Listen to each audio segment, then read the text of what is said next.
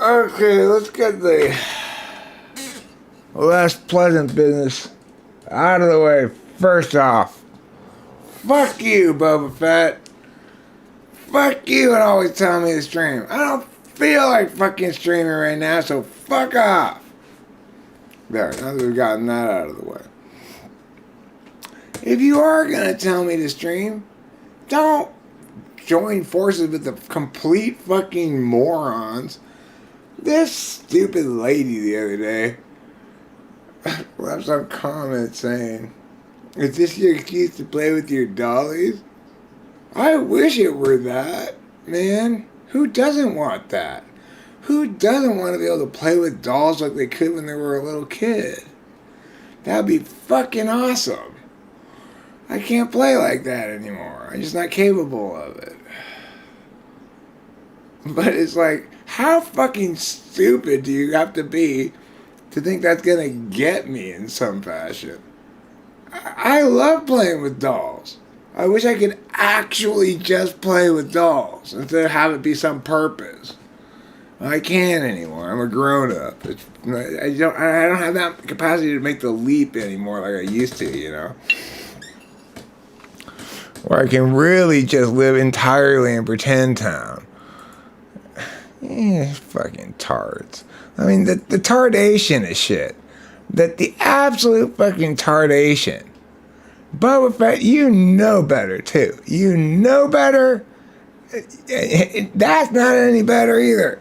I stream wherever the fuck I feel like it, and I won't stream in any other context, so just get over with it. You know? You guys are just lucky I took mushrooms today. Otherwise, I wouldn't even be doing this, probably. I'd probably just be watching this lady's golf cartoon I was watching. It was boring as fuck, too. I just goes to show you. That just goes to show you how low on my priority list your wants are, okay? They're bottom of the barrel, so fuck off. Just wanted to get that message out to everybody.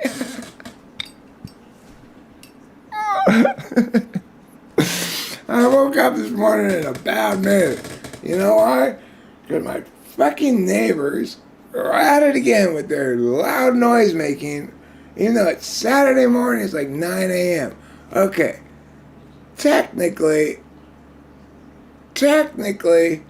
they're right. You can make noise from 8 to 5 on the weekdays, 9 to 5 on Saturday, 10 to 5 on Sunday. But fuck you!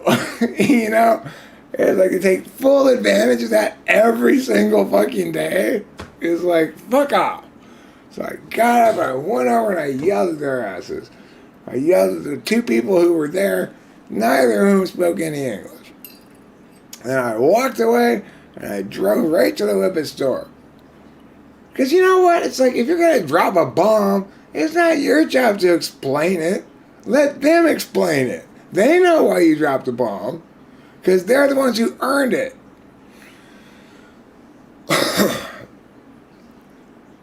I'm feeling great now.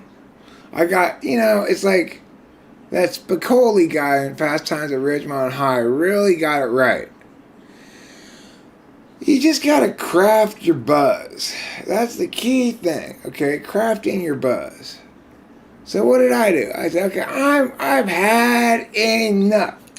Boba Fett, it's not really all your fault. You're just the tip of the iceberg. I'm putting a lot of blame on the tip, but it's not really mostly you. It's mostly other things. Okay? Just you don't need to wallow in I'm so awfulness. Okay? You didn't do anything that bad at all. But you're the person who's getting my fist up your fucking ass right now because you're the one who pissed me off most recently. If you're gonna tell me to stream, fine. Tell me to stream on Talking with Famous People videos. Don't get me all excited like, ooh, there's a comment on my Mindy's Club video and it's just Boba Fett shitting on it and telling me to stream, fuck you!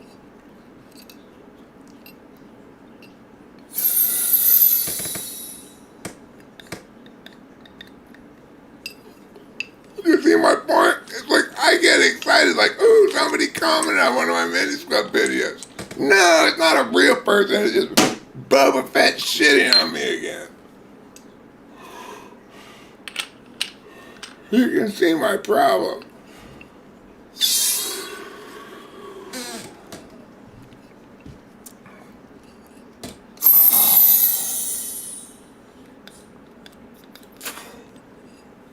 Get my hopes up like that.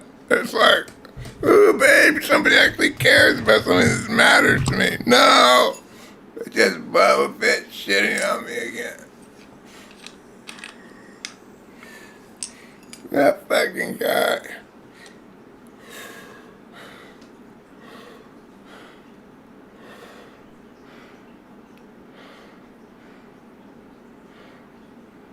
That's not why I streamed either, okay? You should be able to tell by the many times that I don't stream when you say that. That's not why I stream. It's incidental, okay?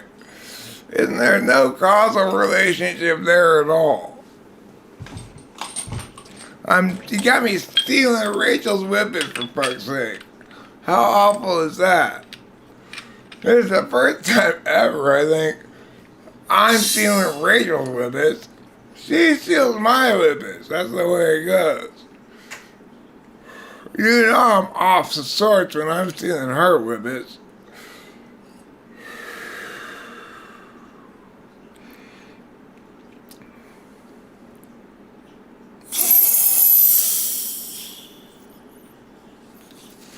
You know for full well that I have had enough.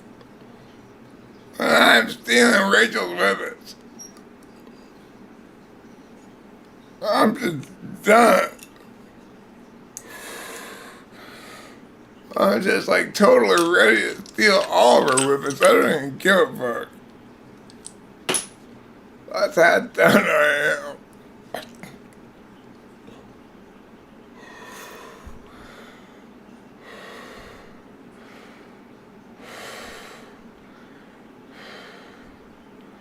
I'm so done, I'm not even done stealing Rachel's whippets. Take that, Rachel's whippets. I gotta say, what's your name? That guy. Karma's Vamp. I was having a good time reliving how I got you in that last story time by making you be car sick and liking dramas about ENTP shit face.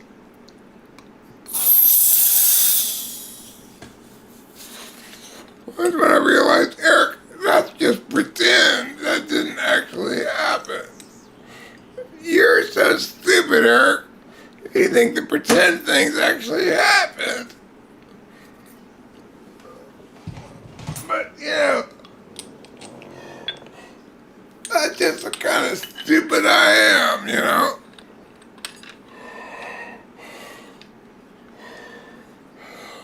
That's just the kind of stupid I am. Pretend stuff does matter a lot. A lot more than real stuff matters.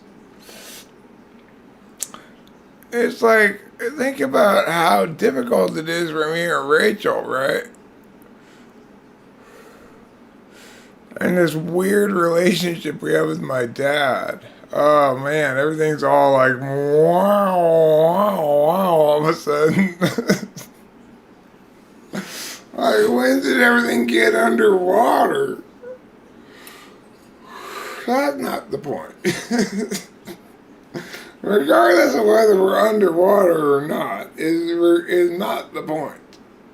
That's the thing about people who care about what things look like all the time. Like, oh, what did you see while you were on drugs? Who fucking cares what you see when you're on drugs? That's not the point.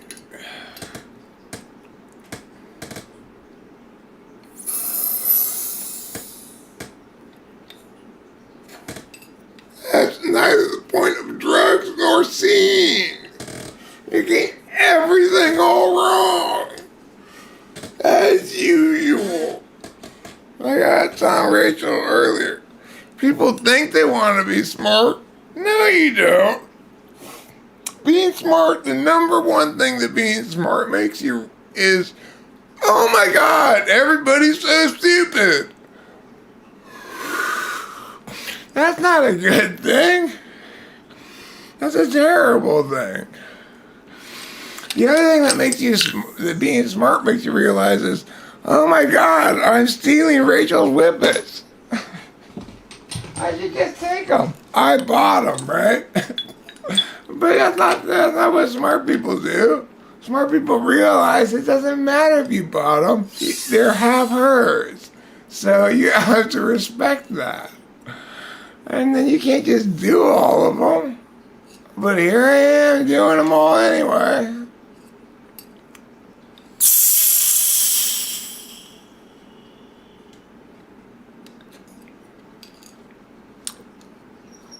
You know,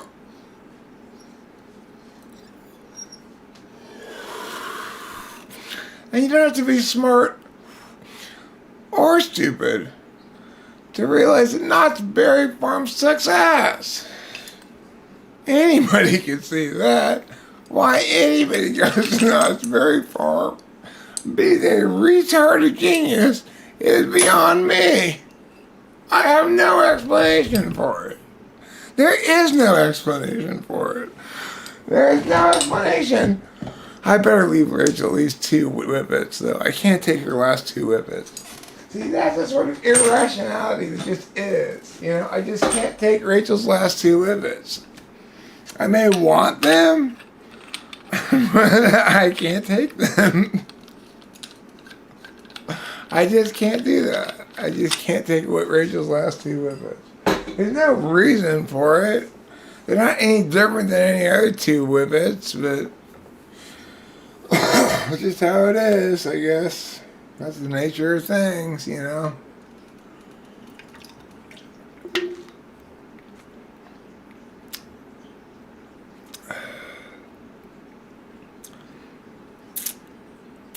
Yeah, flow state. You may not do whippets, okay? And that's fine. But you get the fact that regardless of any other logics, I can't take Rachel's last 2 whippets. You know? I may be able to take all the rest of them, but I can't take the last 2. I'm glad you're here, Taylor, to witness this reality. I didn't notice your arrival until after it occurred. So you can't take credit for it, but nevertheless, it is true I cannot take Rachel's last 2 whippets.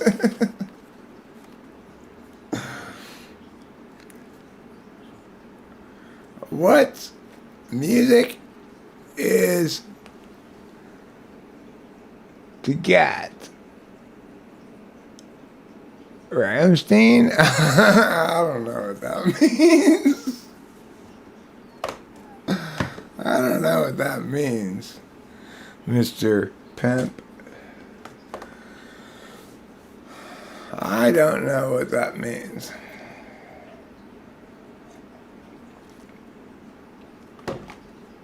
Alright, so let me give you guys the recipe, so you too can have the recipe. What you want to do is wake up angry, like me. Not even pull any bowls or anything. Not even smoke a cigarette. Just stomp right outside. Just put on some shorts. Not even put on a shirt. Just stomp right outside and go yell at the neighbors. How fucking long is this gonna go on for? You fuckers have been gnawing for fucking too long with this unlicensed, unpermitted work. You better knock it the fuck off or I call the city. Like that, okay? Then you just stride away, and keeping in mind, the people you're talking to can't speak any English, okay? This is important. Then you just walk away and go buy some whippets that you told Rachel yesterday you weren't going to get any more whippets until after you got mushrooms and weed.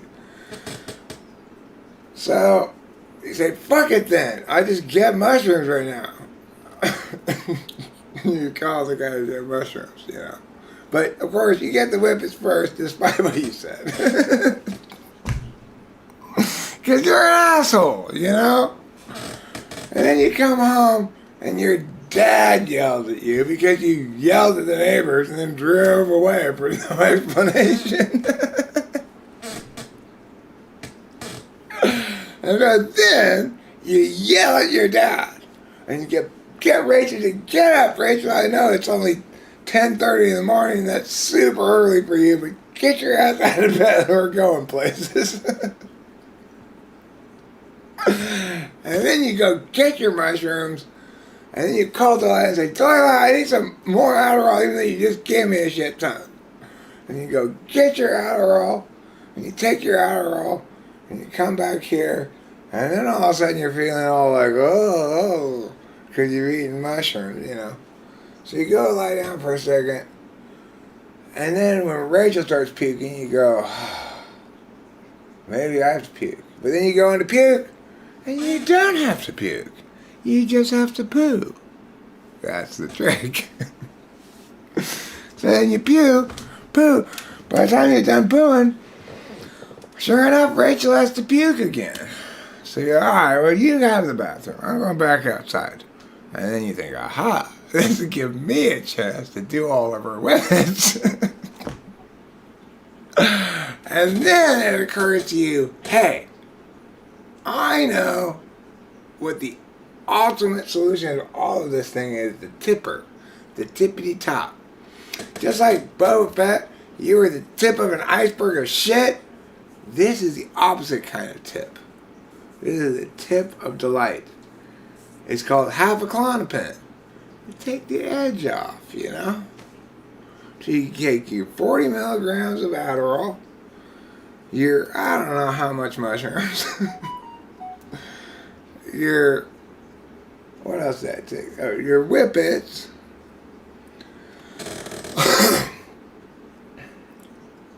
and then you're feeling kind of, but then have a Klonopin. And, just like that, okay?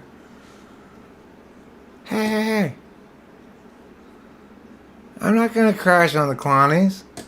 Did you forget the 40 milligrams of Adderall? Of course, mushrooms are an upper after your initial want to go to sleep part.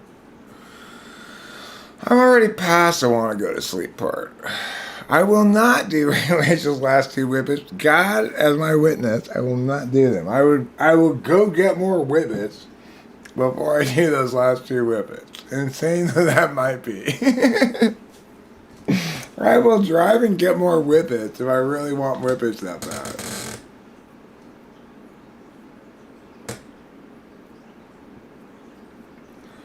The thing is, this is the kind of shit you have to do when you can't drink alcohol. The easiest solution is very simple. You just take a shot of tequila or something, right? And that settles your nerves and makes everything fine. But I can't drink alcohol. So I stuffed my fucking face like no tomorrow yesterday. I'm full already. Well, I mean, I would need more than 40 milligrams, except I'm super sleeped out. So when you're like fully 100% rested, like over rested, 40 milligrams is enough. I agree with you in spirit, but you're, in typical SI ignoring fashion, not paying enough attention to the particulars, okay? I realized something when I was lying in the bed there. It's like, Rachel and I, and Taylor too, we're the kind of people who never care at all about whether our loved ones' experiences are impacting them negatively. We only care about whether we're in the right position to complain about it. So then, when my dad yells at me and I'm like, hey, fuck you, he feels guilty and says, well, can I get you a vacation someplace?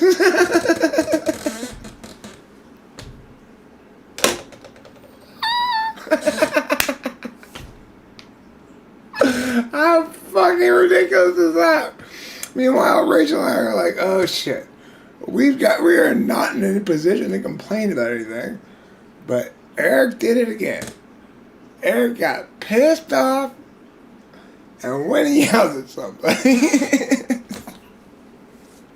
But instead of getting punished for it, I get rewarded. What kind of fucking world is this? I don't want a world where people who aren't like you actually care about the experiences of people they love.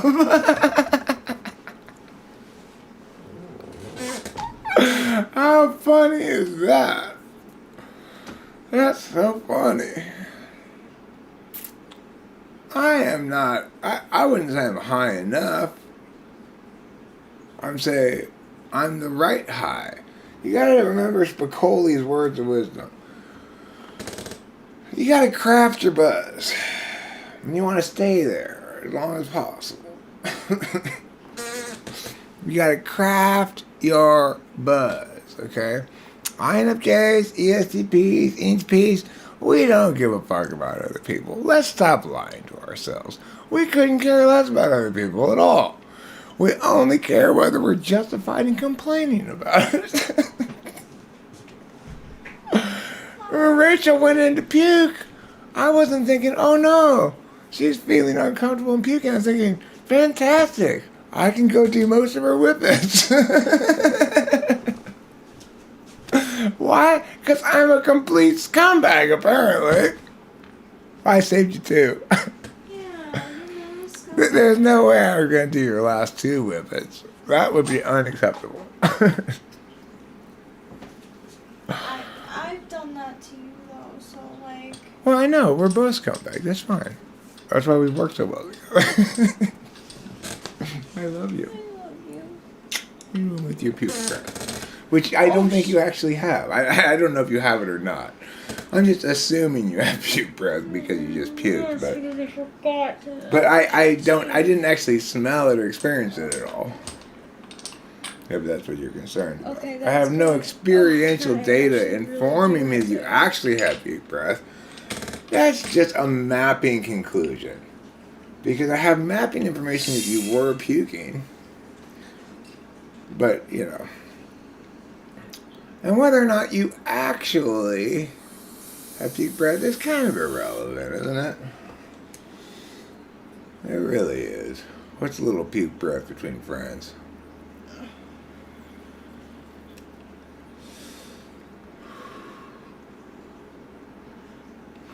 Cops and violence.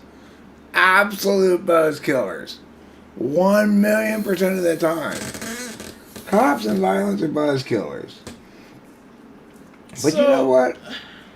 Even enough anger can be a buzzkill. Like, that one time I got so mad at Liz. Boy, did I get mad at Liz that night. I took out all of my frustrations on Kimberly, with Kimberly on Liz. That's what I did. Because she's doing to Corey, she's been doing to Corey for decades without proper resistance. What Kimberly struggled to do to me for 2.5 years. Because at least I know how to fight back, for fuck's sake. Someone's got to be an 8. You know, someone's got to... Poor Corey. If I didn't feel bad for him, I'm mostly mad at him. Like, fucking grow a pair, motherfucker. You know, how do you put up with that for so long without at least erupting into huge fights? Maybe they do. Do they not? Like, we don't know. He thinks conflict and shit is an indication that he needs to adjust somehow and do something differently to avoid this or whatever. Yeah.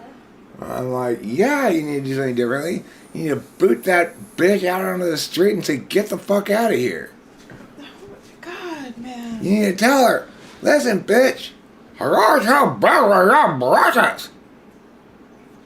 you know?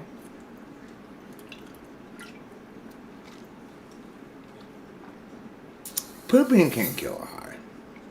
Karma's been. That's silly. But you know what can make a high better?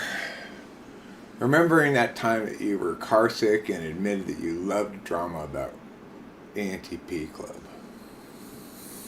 That makes me happy. Thinking about you all car sick and finally being like, okay, I admit it. I love the drama. That happened, okay? Doesn't matter if it was pretend or not. That actually happened. No, anger never becomes violence for me, though. That's the difference between ESTP and ENTP.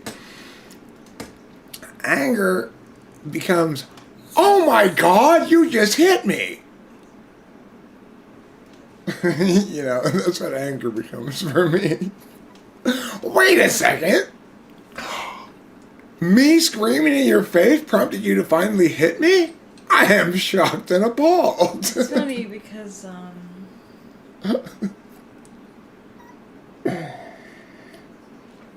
like, this Ghibli, like, so, like, I like Ghibli, but, this Ghibli that I like, Ocean Waves, which you would think would be, like, totally, like, but not, like... It sounds peaceful. It sounds peaceful, but...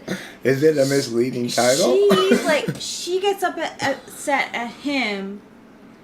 Okay, so there's two main characters, a he and a her, and she gets upset at him and slaps him, and then he slaps her back, and I'm like totally taken aghast. Like I'm totally like, yeah, like who? The whole Japanese system of like, well, I'm your superior, so I get to hit you. Oh, the fuck, the fuck you do? no, not even. They were the same age. You know, like, yeah, or just it's just a way of interacting with people. Yeah, you get to hit me. You want to hit me? See, it's like, in theory, if you hit me, I'll hit you back. But in reality, if you hit me, I'm gonna be like, hey, if you're gonna hit me, I'm gonna hit you back. That's how it really goes. It's at least 2 steps away from me actually hitting them. Actually hitting somebody requires a great... You know the movie. Requires a great deal of analysis before I actually hit somebody. So the girl in Ocean Waves, she claims she needs like money because she lost it, and then goes to the... Everybody needs money. Who cares why? You know? What difference does it make why you need money? Everybody needs money. Anyway, sorry to interrupt your story. But she does get asked, like, why do you... Because I'm broke. I mean, like, what other answer do you need to have than that? That's so silly. What do you need money for? To spend? I mean, actually, you know. Actually, I'm wrong. No one does ask her why she needs it, and then she ends up using the money to go to Tokyo to see her dad because her parents split. Waste of money. It's a huge waste of money. Do you know how expensive it is to go to Tokyo? Super expensive. So that cartoon should be called Waste of Money. It should be. Instead of Waves of the Ocean or whatever. Yeah. Nobody should go to Tokyo. It's way too expensive. It's like going to New York City or something. Nobody goes to New York City on vacation unless they got too much money and too little imagination. There's a lot better things you can do with a bunch of money than go buy plane tickets to New York or Tokyo or whatever. Those are dumb things to do with money.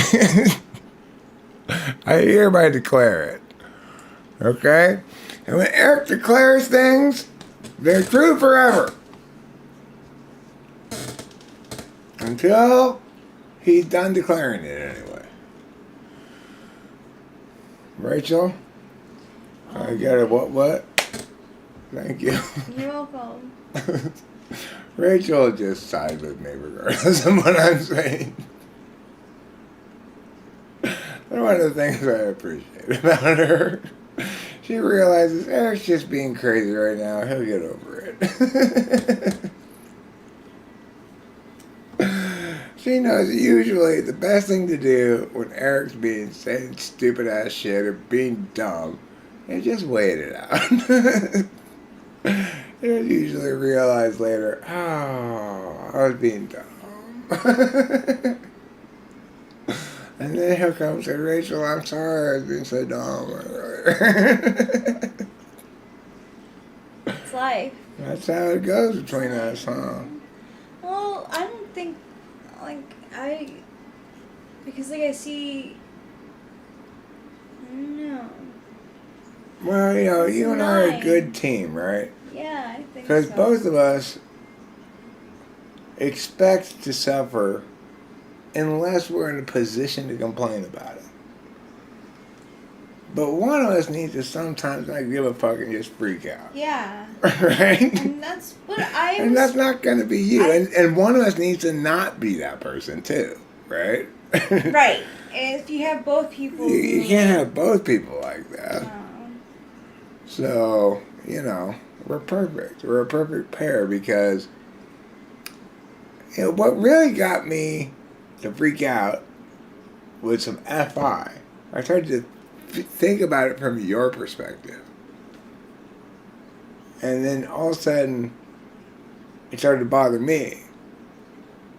It didn't bother me until I thought about it from your perspective. A little FI goes a long way, From my perspective, it's just like, ignoring, Well, shit happens. Just whatever it is. But it's like I was telling Jeffrey, I may be ignoring, but I'm not polar like Jeffrey's mom. I had to explain to her the other day. Look, lady, if people do outrageous shit and you don't respond with outrage, you're just normalizing it.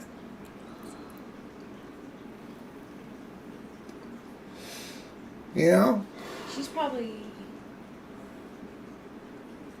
So anyway, because of cognitive functions, Rachel and I put up with stuff that's annoying to us because we're not in a position to complain about it. But because my dad's cognitive function stack, he loves us and wants to understand why we're so angry and make it better. Isn't that weird? Isn't that weird how perfectly the world is like that? If it weren't for people like my dad, we'd all just be a bunch of fucking phonies. We'd all just be a bunch of fucking phonies. It does make me a little nervous though that he wants to have a conversation with you still. No, he wants to have a conversation about how to make us happier. Oh. That's the ridiculous thing, right?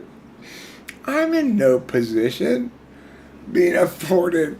You are so locked into that reality that you can't even conceive of him having a conversation with us about how he can make us happier.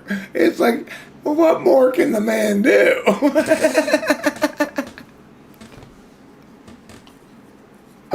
But that's the insanity of cognitive functions. He's polar. The big picture's not even within his frame of reference.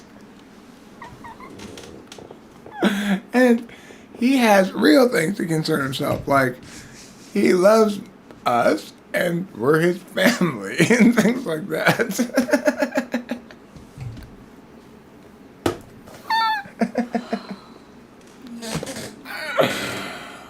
What a weird world we live in, you know? What a weird world we live in. But, see, that's how ESTJs are supposed to be. Stupid like that, right? Rachel's mom is the wrong kind of ESTJ, which is why I woke up this morning thinking, here's what I want to do. I want to text Rachel's mom and Rachel's brother, each the same text. Fuck off, you lying scumbag. I mean, that would really sum it up, you know? That really is got some good NI pop to it. Fuck off, you lying scumbag.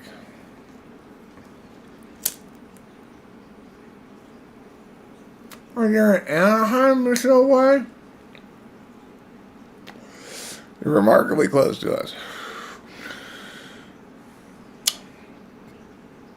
I'm just going to leave it at that. I'm just going to leave it at that. I'm normally a big truth speaker when I'm on mushrooms and I don't give a fuck, but I'm just going to leave it at that. Are we out of weed? Do you have weed left in that bottle? Yes, I do. Remarkable. So now I'm not only stealing Rachel's whippets, I'm also stealing Rachel's weed. I also took half of one of your Klonopins, so. Oh, you did? Yeah, I'm alright. Okay. We're having a bit of a crime wave going on here. I hope you don't mind. Sorry about that. I'll make it up to you. Like, Yeah, we can always get more whippets if you want. Yeah. We can afford to get another thing can? of whippets. Yeah, we can. Because, why can we afford to get whippets? I'll tell you why. God. No, I'll tell you why. It's because I looked at the bank thing, and they've already taken out the money for my phone bill. Oh, yeah, that's right. And I was waiting for that to happen to see how much money we had left. They already took it out. So that's great news. So now I know that we can afford more whippets if we want to. Or we could buy more weed, which is what we really need to do. But the guy, our mushroom guy, didn't say to us this time, oh, hey, I've also got an ounce of weed if you want it. Which I would have gotten. I was kind of anticipating getting weed and mushrooms at the same time, because I did last time. But I guess this guy didn't have weed this time, you know? Like, he didn't have it this month, so. What are you going to do?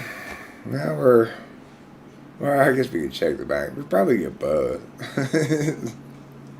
We could probably get both. we could get both if we wanted. If you want, I have the 2 cookies left. I don't even like eating weed. I don't like eating weed. I've decided. I just don't like it. I don't know why. I should like it. I'm mad at myself for not liking it, but I don't like eating weed. Staying just down the road from LAX on Thursday to catch an early Friday flight. But today's Saturday. That doesn't make any sense. You wouldn't still be here.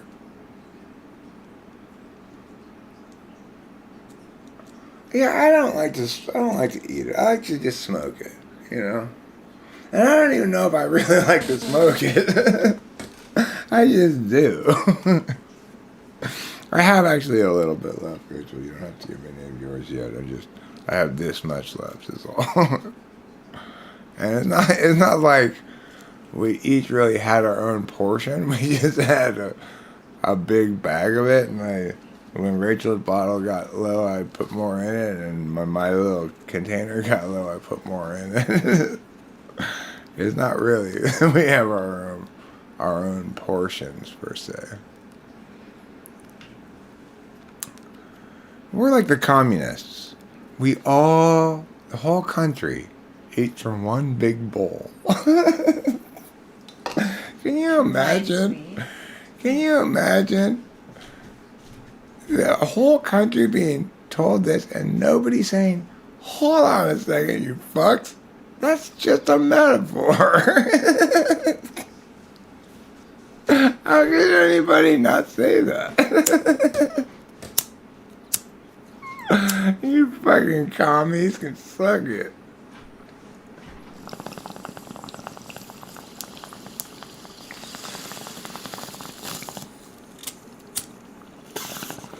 It's all just a big pot that we're all eating from. And give me your spoon, motherfucker.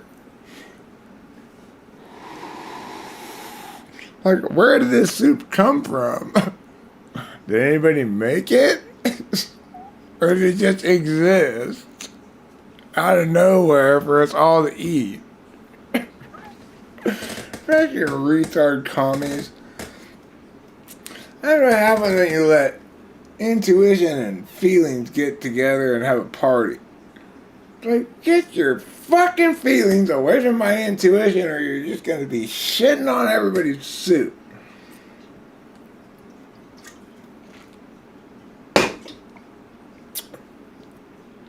Feelings are for like what my dad does. Particularist insanity, right?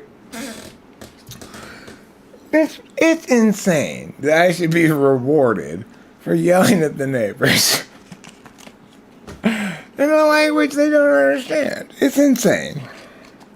But that's the kind of low, diminishing returns insanity, right? It's self-contained. It doesn't spread out to society as a whole. My dad doesn't think that everything should work like that. I mean, that's what fucking stupid communists are, you know? It's like they think everything should work like that. At least SIFI don't have those kind of stupid expectations, right? It's just NIFI. It has stupid kind of expectations.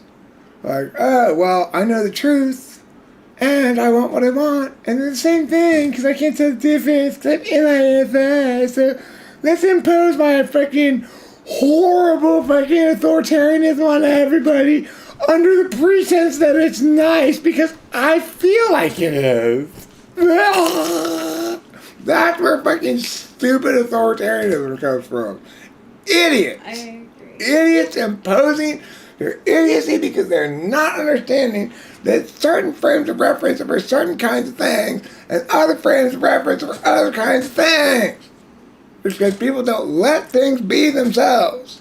They want to force them to be other things. It's like Boba Fett. Don't comment on my fucking Mindy's Club videos. Tell me to stream. That's not me, okay? That's Mindy you're harassing. Don't harass Mindy. She's busy doing Mindy stuff. She's got to deal with Tiffany all the time. Think about what a nightmare that must be. You want to harass me? Harass me. Don't bother Mindy. You know what I'm saying? Yeah. Yeah, Mindy's got her own business to deal with. She doesn't need to have my business tacked onto her.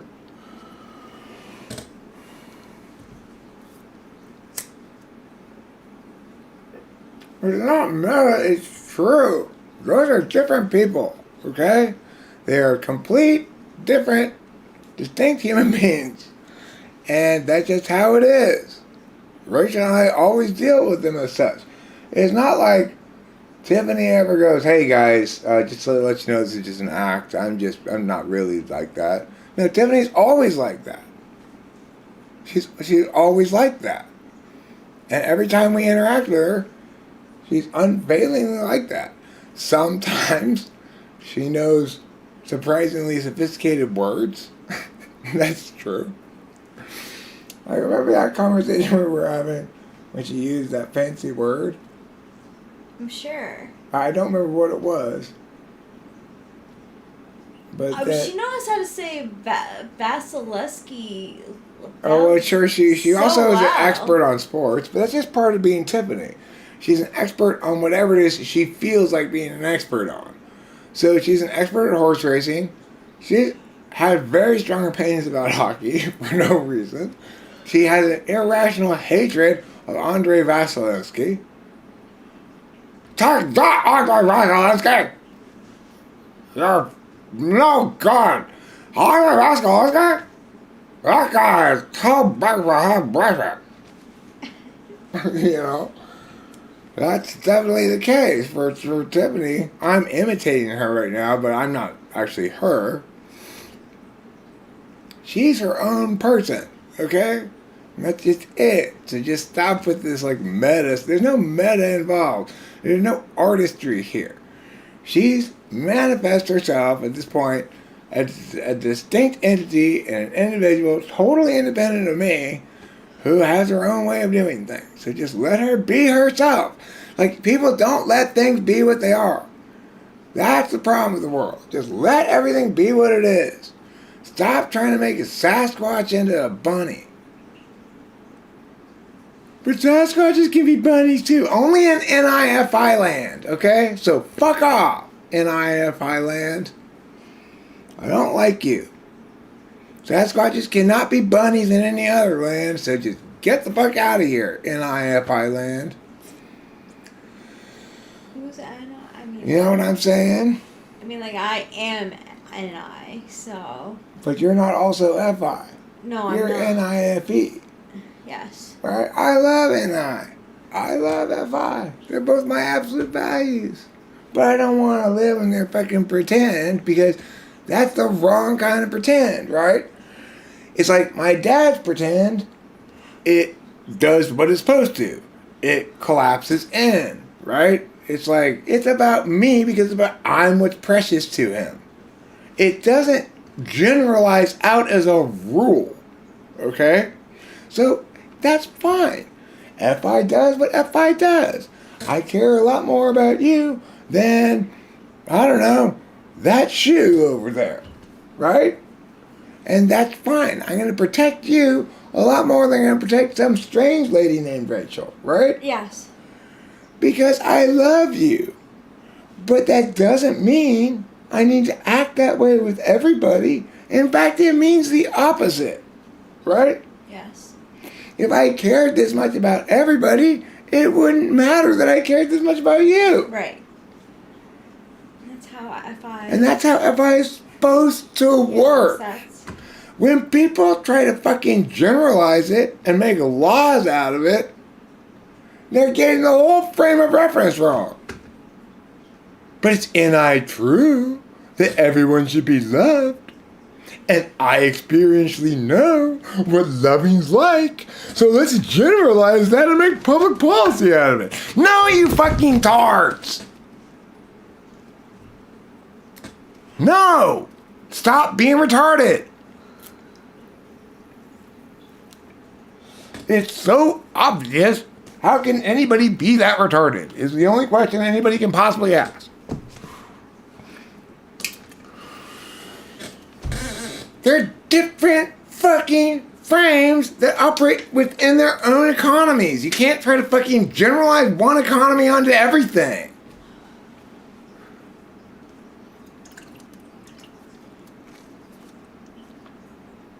You know, I shouldn't treat everything like I treat Rachel. If you try to say, use TI and say, well, gosh, you give Rachel all this stuff, why don't you give Nana some of it? Wouldn't that be fairer? Yes, it would be fairer. I don't want to because I love Rachel and I don't give a shit about all that. Right? That's FI. That's what it is. It's unfair. It's me and what I like and not what I don't give a fuck about. That's why we don't use it to justify public policy, for fuck's sake. That this has been forgotten as a core foundational rule of life, and somehow it's mind-boggling.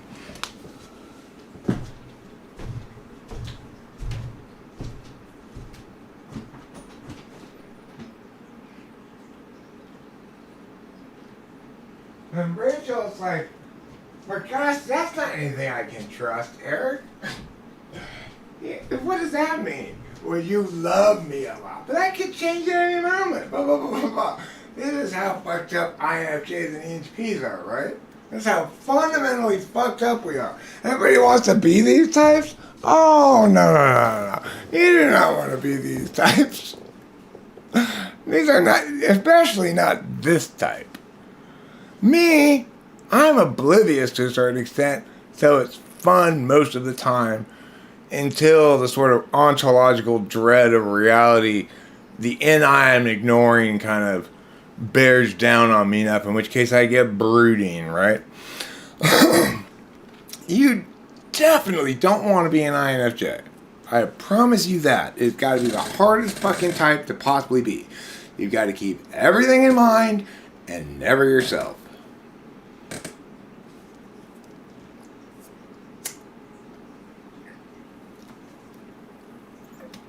What a fucking nightmare.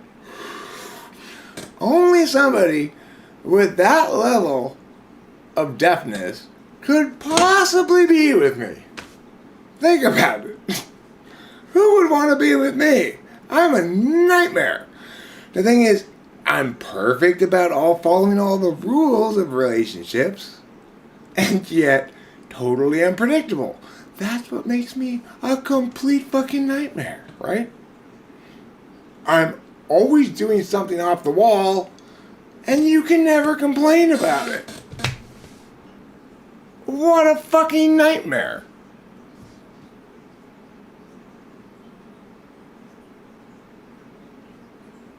You know, this is reality that Rachel and I are both fully aware of all the time and not usually saying. So, because I'm not saying it, I'm not really aware of it. That's the oblivion I'm talking about, right? She doesn't have that quality because she's a receiving type. She's sitting there with the truth all the time, waiting for new truths to descend upon her. She's open and receptive in that fashion, which means she's not oblivious, which is not a good thing. She's also not an action type, right? So it's not like she's going to do anything about it. When she does take action, watch the fuck out. You better watch the fuck out and get out of the way. That's what I respect Rachel way more than I've ever respected anybody before. And, I mean, anybody with a possible exception of my daughter. I respect the fuck out of my daughter, too.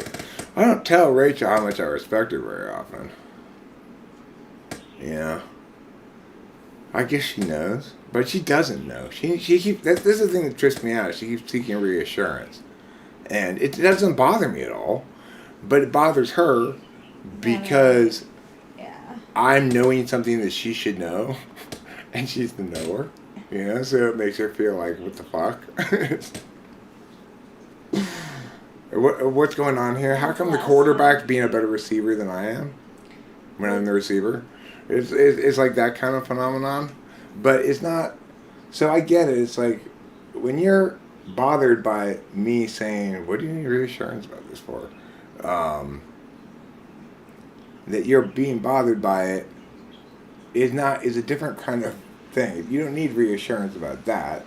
That's your receiver business. Yeah, it is. Because it comes from a place of, like, I'll watch something on media.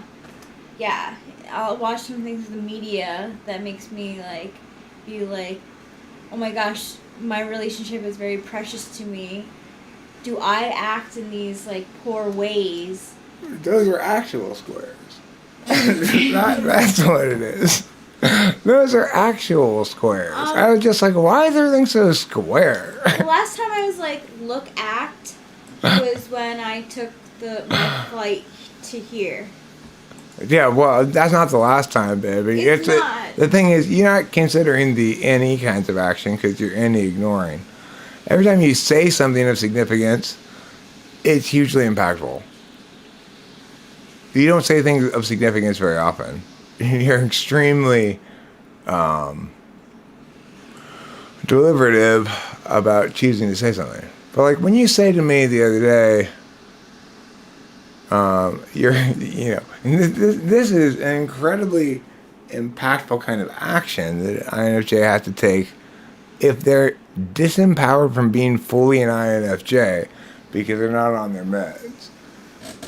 This is Rachel not on her meds, okay? This is our relationship, Rachel not on her meds. Let me close these doors. Rachel jumps up to do it too. No, I'm actually, you don't taking my medicine. It's a You're like a reminder that I haven't taken Prozac today. Huh. Isn't that funny? I projected my SI frame of reference onto her FE. Anyway, she probably didn't notice the SI disturbance as much as I did. Oh, that's funny. I didn't. Yeah. Okay. Well, that's part of the fun of being mapping types is everything means something. Anyway, now that we've gotten this squares issue resolved, which is bothering me. Why is everything squares? Oh, because that's how you have it set up. You have it set up to be all squares. That's not drugs. That's just the reality. You already made it square. You didn't have to do anything. It came that way. Well, we're talking about something much more important than the squares. This is why people get so obsessed about what they see on drugs, right? What you see on drugs doesn't matter. No, the noise that was coming from outside, the loudness of the awfulness of the thing that is history's worst invention. What is history's all-time worst invention? Atom bomb? No. No, not by a large margin. You can make a good case that that's an excellent invention, one of mankind's greatest inventions. The worst invention was the leaf blower. By far, the worst invention. Tiffany and I are in complete agreement about that. Mm-hmm. The leaf blower is too big for our britches. Okay? The leaf blower is the single worst invention of all time in terms of commonality of use, amount of noise pollution it generates, and versus economy of work. It's and the contrast between the pleasant sound of raking and this annoying blast of it's like it's gotta be, when you factor everything in, history's all-time worst invention. The leaf blower. Not even humans didn't invent that. The devil brought it up from the lowest depths of hell to impose upon humanity as somehow necessary. And believe me, they say the electric ones are less loud. Bullshit. It's just a higher pitch of loud.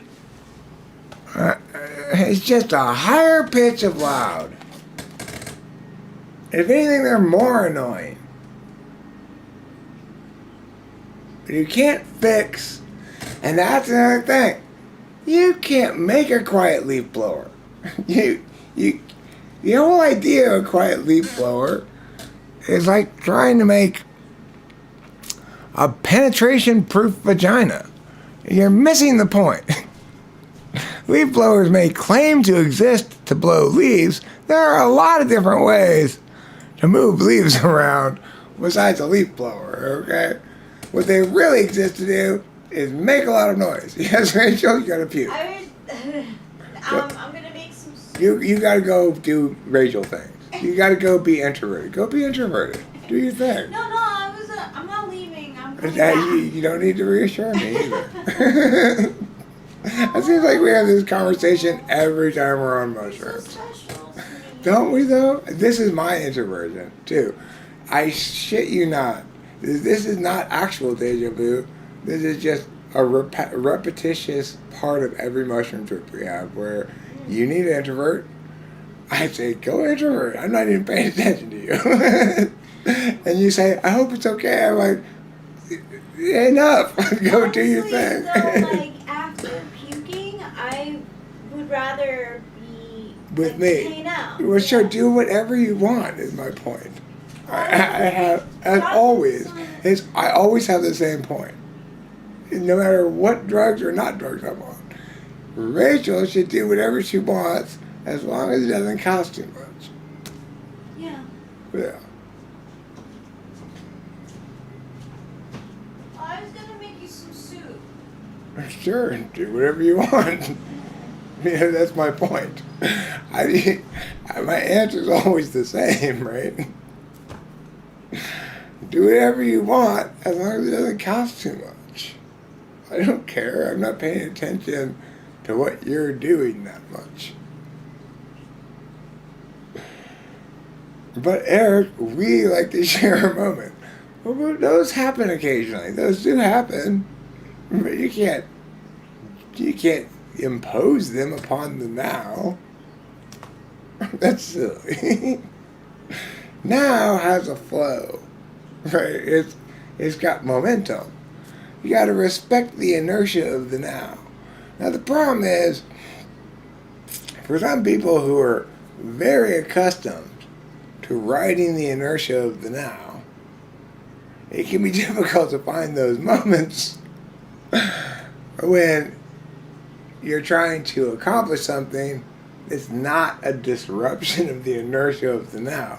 That's true, and a fair complaint. An absolutely fair complaint. And that's where we get into this FITI thing again. What's good for everybody and what I want are always fundamentally different things. So we just have to accept that. We'll leave the actual resolution of the question aside and be satisfied with the fact that we've analyzed the nature of the question correctly. Won't that be good? That'll be perfectly fine. We don't need to resolve questions. We just need to make sure we've analyzed them correctly. That's the Eric way. What's the Eric way? We don't need to resolve questions. We just need to make sure we've analyzed them correctly. It's always been the Eric way. It always will be the Eric way, I guess.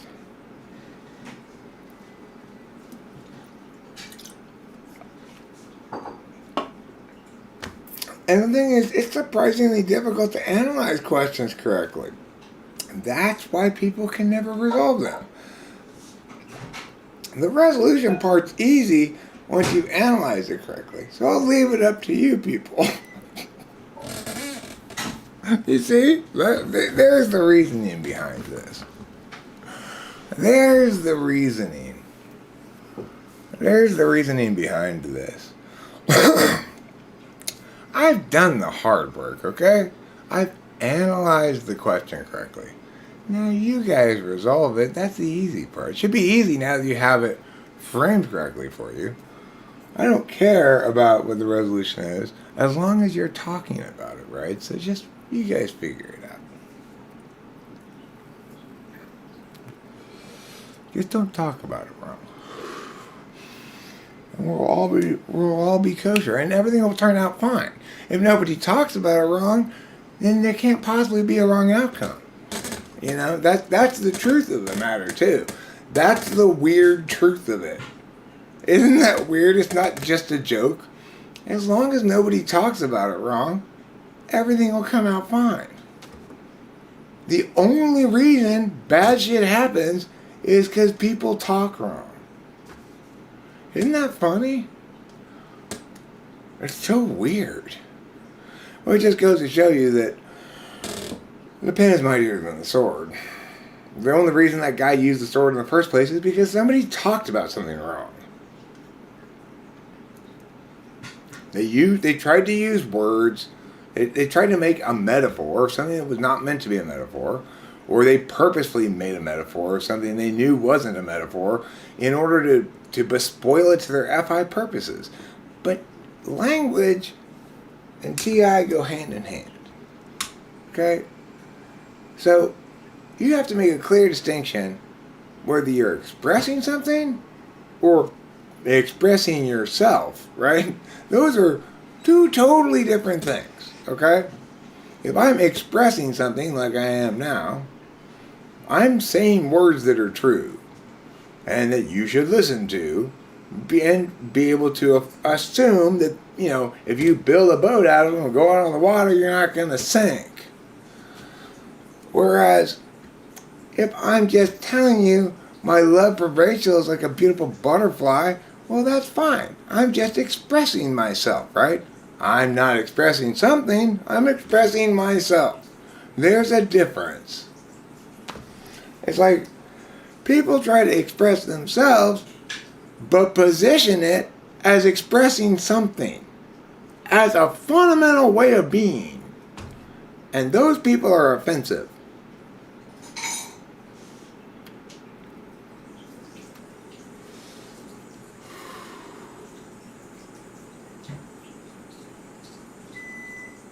You know, if you can't tell the difference between expressing yourself and expressing something, and insist you're expressing something all the time, and that something you're expressing should not be generalized, then fuck off.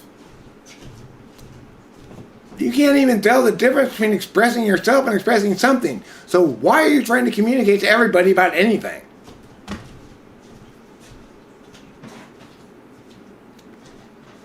You know? If you can't tell the difference between expressing yourself and expressing something, and you think you're expressing something and talking to everybody about it, then fuck off.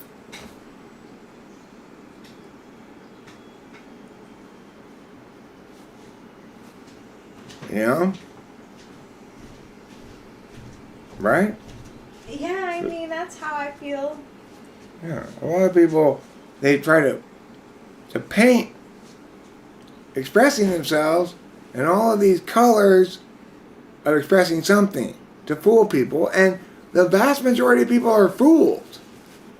And that's evil and wrong, but you can't even be mad at them because they can't even tell the difference between expressing themselves and expressing something, so it's not really their fault. How fucked up is that?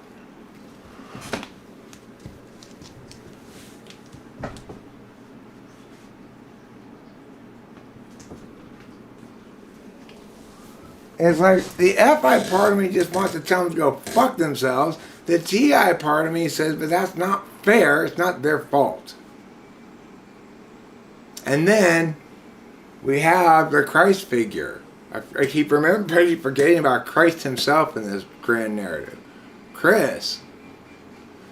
What did we say that he was? What type? I mean, there's no doubt that Chris, our real life Chris, remember? Real life Chris. Real Chris? Yes, yes. Not internet Chris? EGP.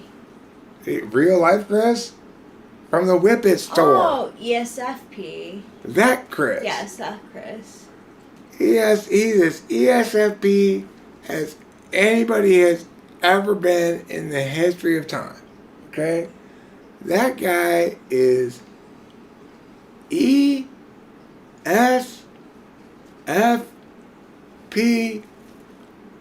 times a billion. Okay? And he's my absolute hero. He is the Christ figure. He's the guy who just to be cool, not just got us mushrooms one time, but got us connected with the actual mushroom guy, so we didn't have to deal with him anymore. So he could, which also means he can't take his little, right? So just out of the goodness of his heart, right? Will always tell you, okay, this is what you actually want, and this is why, and explains it all to you, and from and a person who doesn't like to TE, that's I greatly appreciate it, and he initiates participation in our ideas. Like yesterday, I wanted to make a short where Mindy and Tiffany had a conversation. I figured how it would go between the two of them, as it always does. Mindy's like, Tiffany is gonna be like, "Oh, that's a goddess star," And, I didn't know what Mindy was going to say, but she ended up saying, well, that's why they call me Wendy Whippets. But before we even started the fucking thing, that guy's put a box of whippets behind him as a backdrop. It's like, this is the Christ figure, right? And this is the point. It's the bridge of N and S, right? Like what Rachel just showed there is her problem with S-ing. It took her quite a while to figure out which Chris I was talking about. Yeah, it did. Because I do have another IRL Chris that I might be referring to. The thing is, for her, recency bias is much less of a thing. So, yes, Chris Morrow is a Chris I might be talking about and comes up in my stories periodically. But that's an SI thing for me. He's from decades ago. Rachel has no actual experience with that Chris. She actually experiences the real life Chris that we see at the whippet store regularly. But because she's not SI, she's not subject to that bias. The Chris Morrow and this other Chris I might be big in my stories or whatever, those things are just as real IRL people. In other words, they're not just people I know on the internet, as the actual IRL Chris that she knows. Isn't that funny? That's how unconscious it is for her. It is. It's very unconscious. Anyhow. This guy's an ESFP. You just hear about his, like, all the shit he does. It's just, he's an ESFP. He does way too many different random things for too little money to not be an ESFP. He didn't have any plan. He's got tats all over him. He's just fantastic, He's Jesus. He's what Jesus really is, He's too dumb to be bad. And he's perfect. I love him so much. He's the most Christ-like individual I've ever encountered. He's the guy. He's not the drug dealer. The drug dealer gets something out of it. He's not even the drug doer. The drug doer gets something out of it. He's the guy who helps me find the drug dealer I want. For no reason. That's Jesus.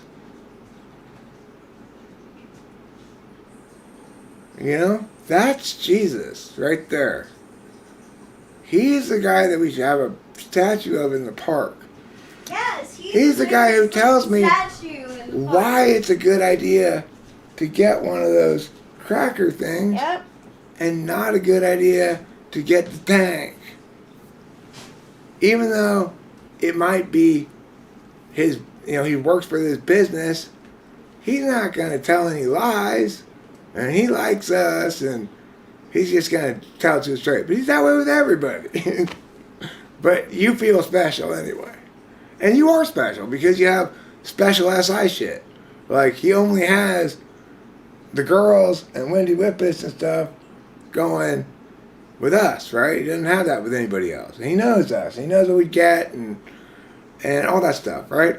So it's a perfect combination of selflessness without dishonesty that only an ESFP can manage. That doesn't generalize, right?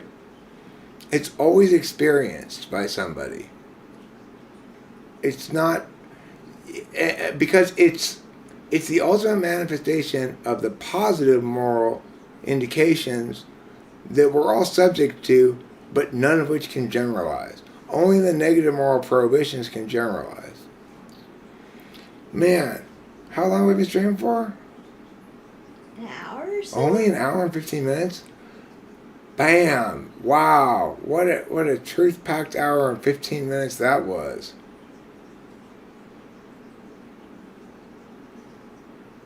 Wow.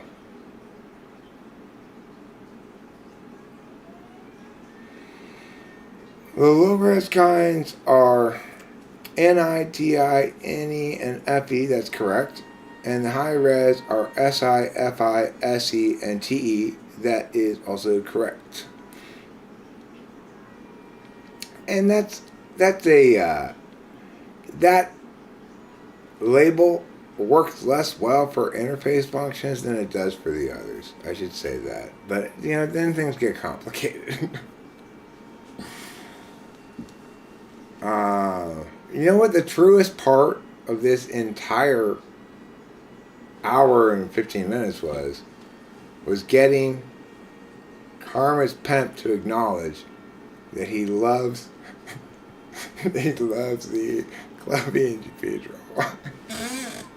Absolutely the most important part of this whole thing, for sure, was that.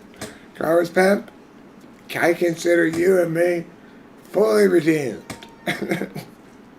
Whatever bad blood there may ever have been between us, unbeknownst to either of us perhaps, let it here be gone. I here declare this our peaceful greeting, our peaceful coming together. This is my hug. It's not just a virtual hug. I transubstantiate shit. You're feeling the actual arms around me right now. That's not a ghost. That's me hugging you. Okay? Yeah, all the mapping types have to be low res. It's like, but everybody has to be high res in at least one thing, or else you're not even human, right? So it's like, for Rachel, she notices shit. For me, I know when I have to poo. So, Rachel was like, I think I have to poo. But do you or not? I know, but sometimes I don't. She doesn't know. I don't know. I think I'm cold. Okay, well, can you tell me, how have your symptoms improved over the last 6 hours? Well, last Tuesday, I was like, yeah, you're not paying any attention to that at all. I don't. So, that's what I mean by low res, right? She's only keeping track of the relevant bits. She's collapsing everything down to be, she's being data conscious, storage capacity conscious. She's getting rid of old video she doesn't need anymore, Whereas for me, I'm storing all kinds of useless shit, like where exactly we were when we heard that song on the road. Who cares where exactly we were when we heard that song? But I always know for no reason. So it's like, but I don't notice shit at all. I'm having to learn with my conscious SI to trust Rachel's noticing. Because I'm also not accustomed to anybody else's noticing, doing anything but interfering with my SE. Like, usually, other people's noticing is equal to other people telling me what to do. Or telling me what not to do. Or telling me to hurry up and get done what I already know I have to get done. Like my dad did earlier. Like, you need to call a fucking I have a piece of paper right here, Dad. I know. I'm ignoring it. Can't you tell? I'm ignoring this task as non-priority until you remind me of it.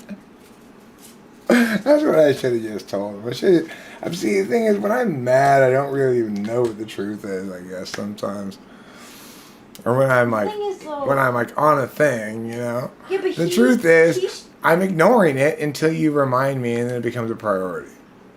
That's the truth. Both being 8 Enneagram, though, he understands where your anger is coming from. Because Right, he's FI, he's not TI, he's not NI, he's NI polar. He's not thinking about the big picture at all. Rachel and I can't escape the big picture and the TI fairness of the whole thing on a larger frame of reference. But he's accustomed to thinking of things as our experience is unpleasant, day in and day out, day in and day out, day in and day out, which neither of us think matters much. And we're exploding about it unreasonably. Well, that's just what one does. When one has one's experience pressed too much, It's like that's right. 2-4. He's using his conscious functions to go, okay, well, let me put myself in their shoes. if I were experiencing this shit, he turned up he used his tool function, right? He turned up his hearing aids and he went over there and listened to it for a while. That's what he did. And then he came back and he had a totally different attitude. Isn't that weird? It's so straightforward, right? And it's so much more sensible than intuitives are. Yeah. Intuitives are not sensible people. When I say you do not want to be an ENTP and an INFJ, look at us. We're both at the mercy of people who actually know how to do things. It's like I make that joke I make about Mexicans. Never bother Mexicans. They're the only people doing actual work. But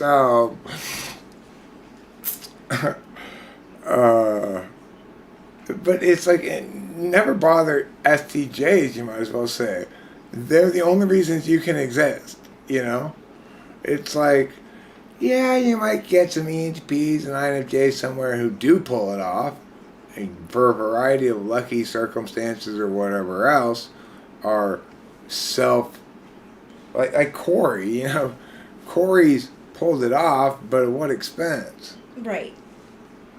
It's pretty hefty load. I mean, the reason he felt so compelled to pull it off at all in the first place was because his parents were so utterly unreliable about everything.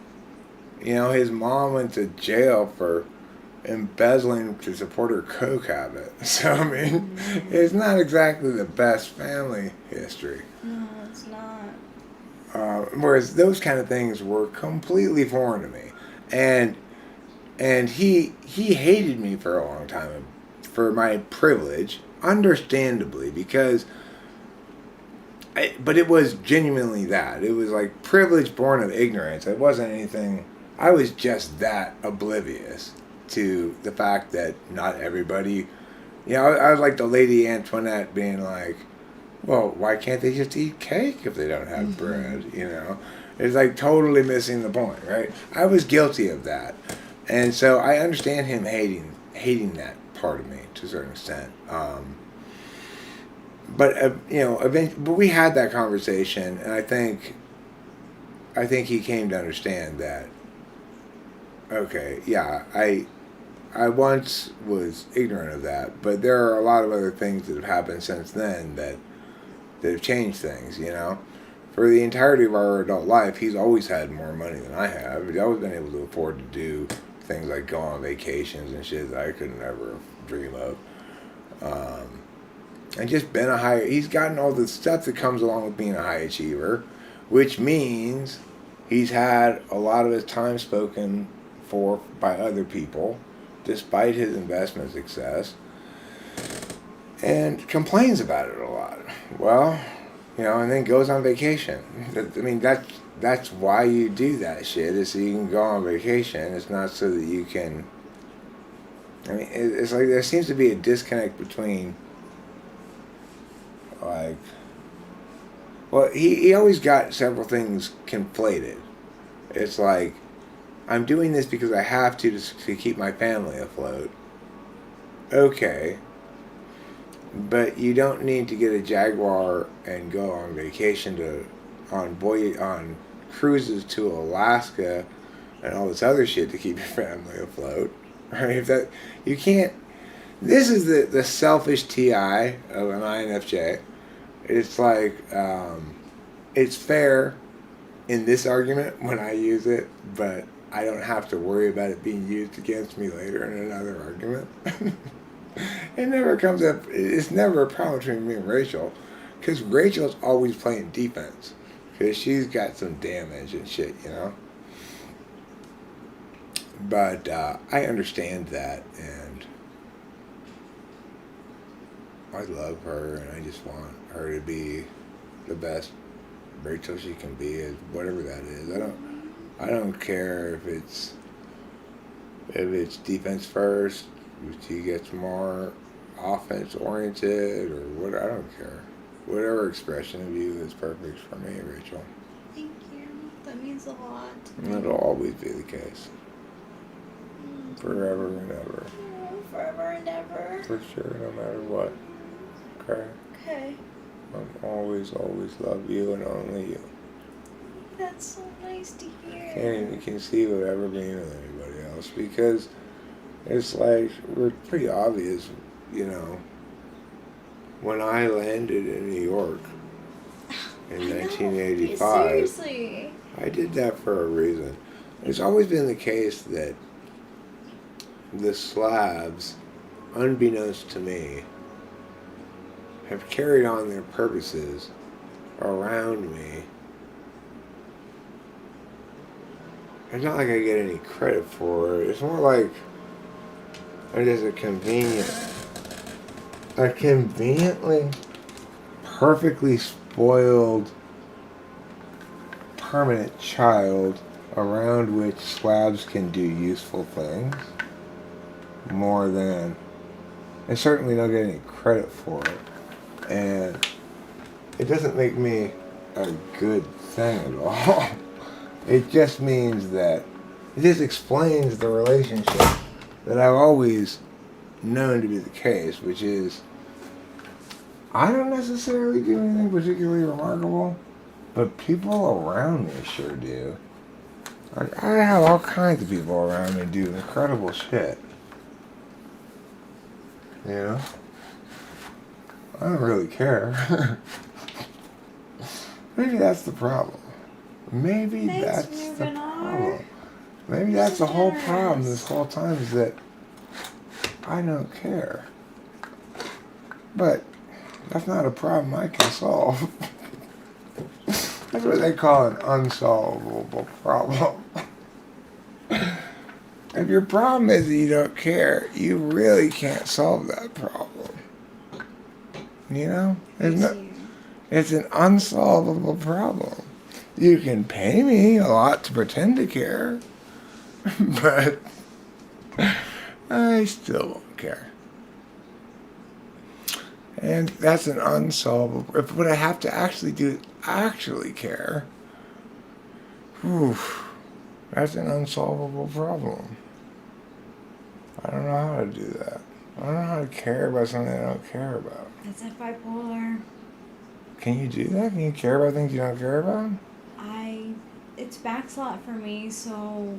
Isn't caring inherently pretending anyway? No. It's not always. It's like, oh, those tender moments that we shared a little while ago. That's actual caring, huh? Yes, that is actual caring. Those are the awkward parts that pass by quickly. Hopefully. But hopefully pass by quickly. Those parts don't matter. Those parts don't mean anything, right? Those are just shared moments they're so of important. They're important to me. Well, it was always the case before and after that. It's still always the case before and after that, right? Like all the mapping we can do, we could have gotten that done with a lot fewer words and a lot less moisture, is my point, right? I'm not saying it was a bad thing to have happen. I'm not saying that at all. Just because you can irrigate the crops better by hand than with the rain clouds doesn't mean we lament the rain clouds, right? Efficiency is not the god of all things. Rain is beautiful. Rain's important too. But at the end of the day, it's the fact that the plants get watered that matters. Okay? It does. That's my metaphor. You're right. That's my metaphor. Is that a satisfactory metaphor for everybody? We're playing. So, is this metaphor good enough? Caring for things. Effie, that's what Effie ultimately is, right? Oh, that's why it's so chubby like that. Because it's actually, the reason it looks chubby on the thing is because it's chubby outside of the thing. I can't change how it looks inside of the thing. Unless I change how it looks. This is me doing what I keep accusing everybody of. I'm trying to make something be what it's not. And that's the problem. I can't make the thing that's actually chubby in the real world look more or less chubby in here and make any difference. I have to go back to the real world, namely the other screen and adjust that, the actual window. Then the window capture that's captured by this other thing will reflect the window, with high fidelity, as they say. It will be faithful to what the window actually looks like. The reason it looked so funny was because it was just being faithful to what it actually looked like. It wasn't something I could adjust in here. And this is the sort of thing that's underlying all problems, I say. This mistake I just made right here, that's a metaphor, an allegory, a that explains everything. That's an lie. Allegories, metaphors. It's a meow. Yeah, Right. that's what it is. It's a magical meow, meow. That's NI for you. It's delightful. I love it so much. Oh, and I love NE. It's magic. It's where the real magic in life is in the intuitions. It's why we don't have to look at everything from every different angle and just know what it is. How boring would that be? I'm not done looking at all the different angles of this thing yet, so I can't tell you what it is. What are you holding there? Ugh. Give me another 1,000 years. Gotta look at it from every possible angle before I can know what it is. Do you have any thoughts? No, I won't know. That would require intuition. I have no thoughts at all about what it might be. I'm busy sensing all the details of this. You want to... Intuition be damned! You I'm want gonna sense my way to victory. that fourth slot. In a world of, that's like what? It's a world with no NI, right? Just, I'm gonna do everything without any of the interesting part of life. It's just gonna happen. It's gonna happen after I sensed everything. There's not gonna be any part of me in charge of that. In that world, that's what that would be like. Go ahead, sorry, Jennifer. No, it's all right. I just wanted to clarify all this. The disclaimers. There's something that I like. So, there's something to Enneagram with 2 7s being together. So I do think that I am a 7. I'm just yeah, you and I are a couple of fuck yeah, ups. and sure. we're perfectly matched fuck ups. Guess what? We're like a perfect storm of fuck uppery. So guess what my card for today is? Is it the Fool? No. You're close. Is it the Fool's girlfriend? That's pretty damn close. I don't know what would that be. So you add the two. Okay, so it's the lovers. It's the lovers. Which one is that? I don't know. So that's card 6 of It's the 2 naked people in the. That's all day, every day, baby. So it says a day to enjoy while remembering to be responsible. Here's the story of Adam and Eve. You are in the Garden of Eden. Be careful not to be cast out. Things are good. Don't let temptation spoil them. A good card for romance and shared pleasures. Just read the first 2 sentences again. A day to enjoy while remembering to be responsible. That's it. Just stop right there. Story of my fucking life. That's all you needed. That's right. Everything else after there is just redundant. Right? Yeah. You're just repeating what it just said.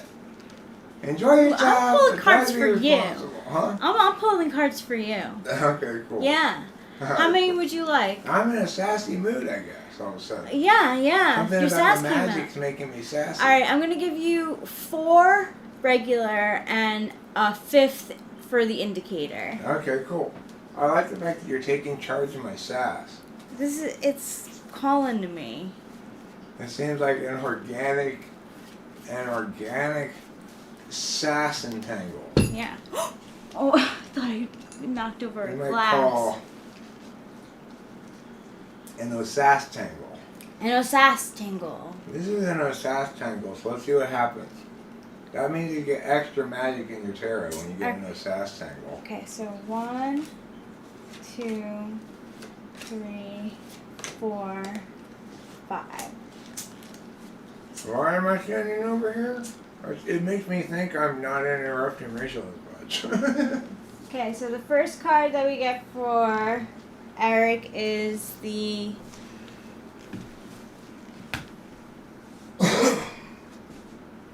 Knight of Pentacles. The Nine of Pentacles? Knight. Knight of Pentacles. Yes, it's the slowest. It's basically barely good enough. It's the barely good enough at that. Okay. So what Pentacles is like practical shit. So okay, Eric is barely good enough at practical shit. Right, next. Queen of Wands. Eric is, you know, he's gonna really slap some lipstick on his creative endeavors to make up for it. Sometimes. So this card is reversed. Would you like it reversed or upright? Give it to me reversed. Okay. What the hell? I'm in a Okay. reversal kind of 4 mood. Cups 4 cups normally Reversed. what? is normally consideration, meditation. It can be boredom, so that Right, means you're so, not. I'm more likely to just hop out of bed and go yell today. Yeah. You know, that's just how she is. Yeah. Okay. All right. Next. I'm Next really question. embodying my Russian doll Ooh. The right now. tower. Oh, the tower. Hey, That my makes a favorite. lot of sense. Tower, I make the tower my bitch. I get rewarded for causing towers. One more. You got another card? Yep, for me? one more. But I feel deep shame about it. That's what that card's gonna say. This is upside down too. Oh, what is it? Knight of Cups. Yeah, upside down. Just good enough emotions. It's not good enough, and I know it. And that's the hollow, empty, soulless So- despair of the shared only by my kindred spirit, the Iron of Che. Oh, Yay. kindred We spirit. may have soulless despair, but we can do it together. Yes. It's sorry. I always make the tower my bitch. Yeah. I'm talking about. I'm not worried about the tower card. No, he's not. What card what makes you worried? None of them really. No, the one with all the swords around me. Oh. Or the one when I'm inside the Oh. house and there's a bunch of swords outside and I can't get outside. Yes. That one. Yes. I don't like either of those two pictures at all. Those two pictures and I don't get along. Lou, I'm drawing cards for you next. Which ones are those two cards I just mentioned? So 8 of Swords. That's The one with the laying down, you got swords all around you? laying. It's the blindfold. She's standing up, and there's swords all around. Oh, you're talking about the laying down one, and there's the swords behind. That's the 9 of Swords. Yeah, I don't like that one. Yeah. That's the anxiety and worry. And I don't like the one where you're inside and all swords are outside and there's snow. Oh, 5 of Pentacles. I don't like that one either. Yeah, I don't like that either. Those two cards and me don't go along together. You're welcome, Lou. What does that normally mean? The 5 of Pentacles. Nine of Swords is anxiety. What's 5 of Pentacles? 5 of Pentacles is like down on your luck. Yeah, fuck that shit. I don't like being down on my luck or anxious. Okay. 10 of Swords is rough too. The point is, I always want to feel like I'm rolling enough to just keep rolling with my current inertia, not necessarily better or worse. And I want to feel like nothing's weighing on me too much on the stress level. Right, so there's the physical level is rolling enough. The metaphysical level is I'm not anxious. As long as I got those two things going, Everything's fine. I'm the perpetual grasshopper. Okay. But the thing is, for me, what it ultimately means is that growing up here, I'm increasingly starting to think about more like ant-related matters, and having to prioritize those, keeping in mind things like the expiration date on the long-term care insurance, which is something that was like never enter into my consciousness if I was my normal perpetual child self, but. I'm having to grow up a little bit, like anybody. What's the Ten of Swords? Ten of Swords is the guy laying down and he has like this, like everyone's stabbing his back. No, whatever. That's every day. I'm not worried about shit actually happening. I'm worried about the anxiety part. I'll handle it. You stab me in many stories you want. As long as shit's actually going down, I'll win. It's the parts between that are the problem. Okay. Stab me in every direction you want. I think Taylor, like one of his top performing videos, is probably still the one calling me a narcissistic, sociopathic scumbag or whatever. I don't give a fuck. People believe what they're going to believe. People believe what they want to believe primarily. People who are objective are going to seek out things that make more sense. If that's how they determine their beliefs, But a fairly small fraction of people determine their beliefs that way, so... you're stuck as part of the worst group of people to possibly be part of, right? The people who are right that no one listens to.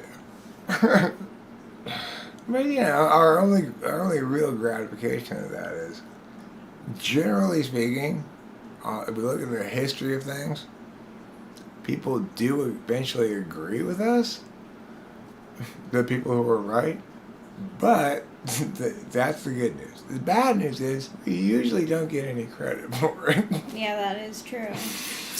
So, if you make a bunch of noise about being right now, you reduce the likelihood of that second bad part from happening. Okay, so I don't want to not do loose readings. Oh yeah, please. I'm sorry. It's all right. That's why I have to stand over there. If I don't stand over there, I can't trust myself. Oh, you're so hard on yourself too, I'm not. I'm just being straightforward about how weird I am, I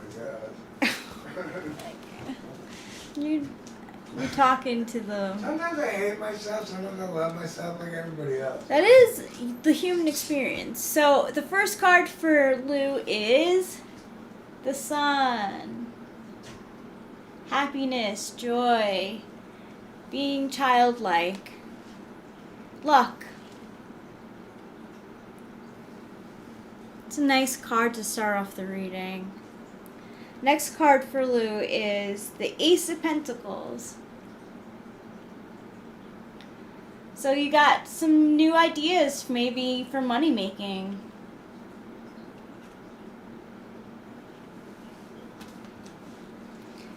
Next card is the Five of Pentacles, like we were just talking about. So maybe you're coming out of that situation, or it's on your mind.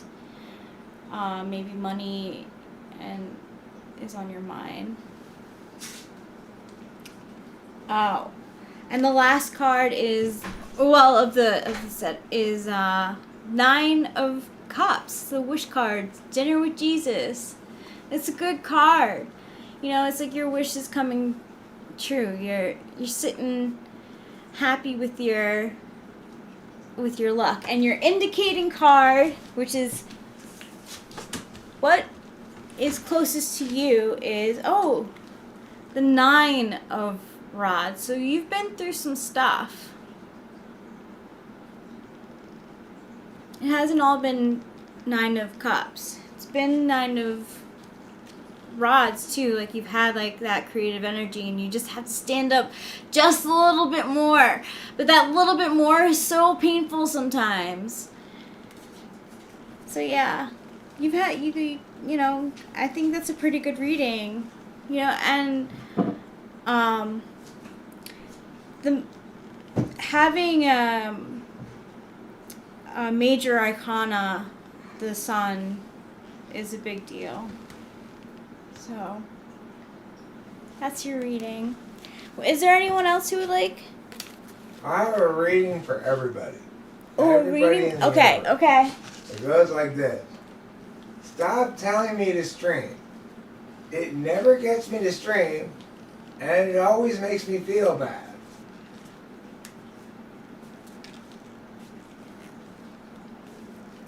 Yeah, reading for the collective. I never do that. I rarely do that, so I'm gonna do that. That was a terror reading from my head. Yes. That's called I get frustrated FI too seeing that. My FI is. It was triggered. FI realization. Why does that bug me? Oh, I know why it bugs me.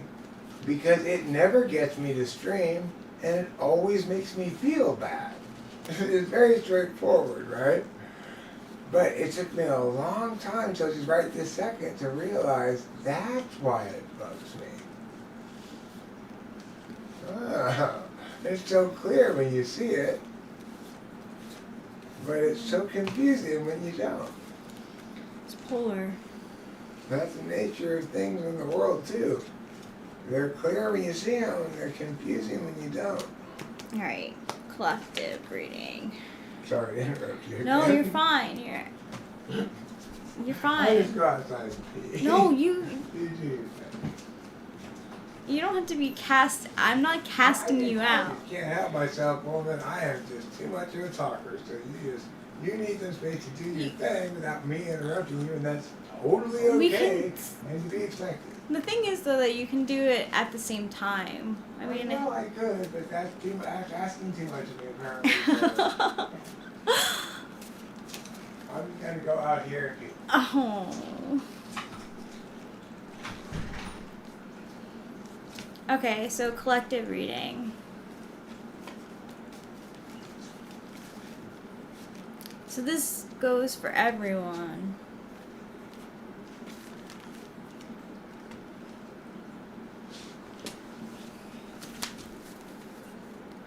First card. We got the Page of Wands, or Rods as it says here. And it says impetuous, enthusiastic, hasty, bright, exuberant. So we've got some childlike, or tween, kind of like a tween. Pages are usually on like the offshoot of the Fool. Okay, next card.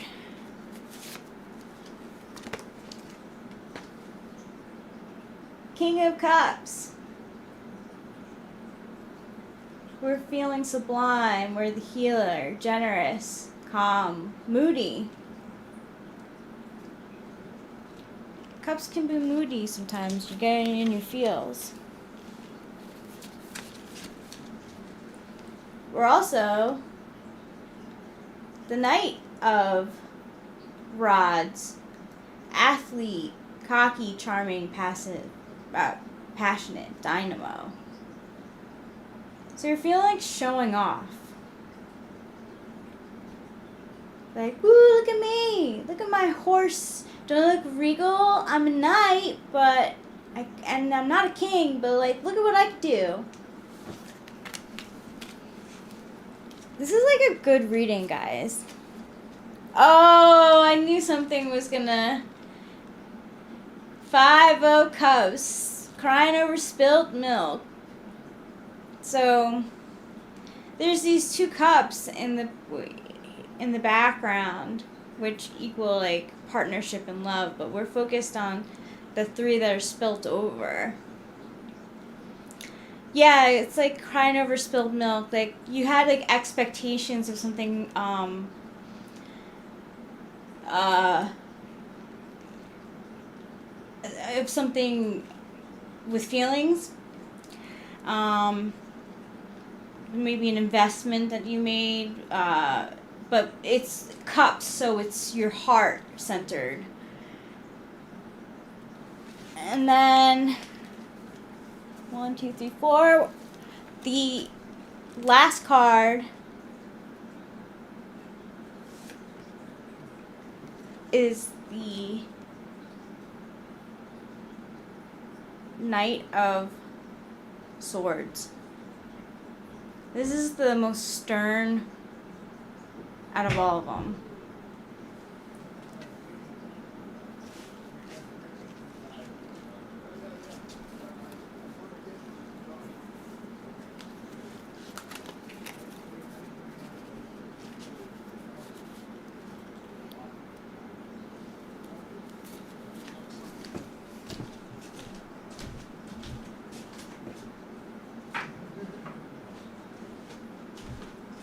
Yeah, we view royalty. True, that is a lot. It was a lot of court cards. Lou, you are you're more knowledgeable on I believe of the tarot than I am.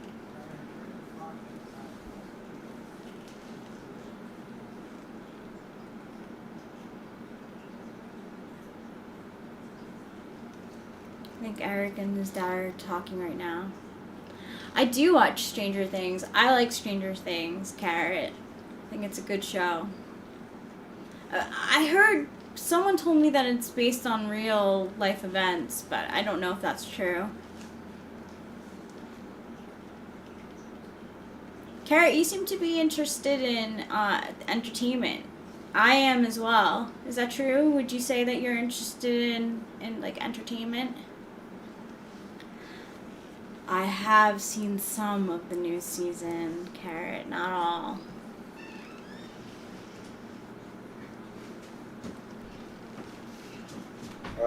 I gotta go inside, Rachel. Yeah. Because, you know, my dad really wants to nail down which reward I get for yelling at the neighbors. Ridiculously. That's the beauty of anti-polar, huh? Well, I was just thinking about it right now. I was like, I'm sorry to interrupt you again. No, you didn't interrupt me. You're not. Okay. I was just thinking how I was planning on, before my dad showed up and interrupted me peeing in a bucket while hidden around the corner, so he couldn't possibly have anticipated this at all. But anyway, I was just thinking how I wanted to, it was hot, and it made me want to change the water in the fish tank so that these plants out there could get some water from the fish tank. And I really started thinking about how that's F5 for you. It's not because those plants deserve it, you know? The fish don't deserve to have their water changed. They haven't earned it. They didn't do anything. They're just a big hassle. But we do it for them anyway because they're ours and we care about them. Mm-hmm. And that's the great mystery of introverted feeling. Mm-hmm. And that's why my dad's rewarding us for me yelling at the neighbors in a language they don't even understand and then driving away. It is a pretty silly. From his perspective, it's not anything other than us expressing distress. Yes. Just That's like, well, the water looks dirty, so I should change it. If you imagine the fish are uncomfortable in the dirty water, you know? It's the same thing. It's the same thing as why we care for the cats. Yes. That's why he does that shit. Yeah. It makes sense, I guess, in some weird way. He values it higher than we do. That's why he has a finer knowledge on FI than we do. Well, you're a lot better at it than me. Like, you have enough sense to not want to take on too many animals. I I can't do it because you I end up understand being the responsibility of that part, right? Yeah. Not like a complete child about it. Like, I'll feed you today and not feed you tomorrow. I don't give a fuck. It's ENTP. I don't know. I see that, right? Like that's. Well, I mean, that's the thing is, well, once you're in, you're in. It's like trouble. Once I decided trouble was part of the family, Rachel just had to make do with that reality, and that's all there was to it. There's no, and honestly, he's an adorable kitten. Like. He's not a kitten. He's not a kitten, though. He is probably like 10 plus, I'd say. The point is, he is one full man's worth of cat. Yeah, he is. And we're not joking when we say one man's full worth of cat. I mean, he's a big kitty. He's a lot more manly than me. What are we all talking about? We are talking about FI right now, right?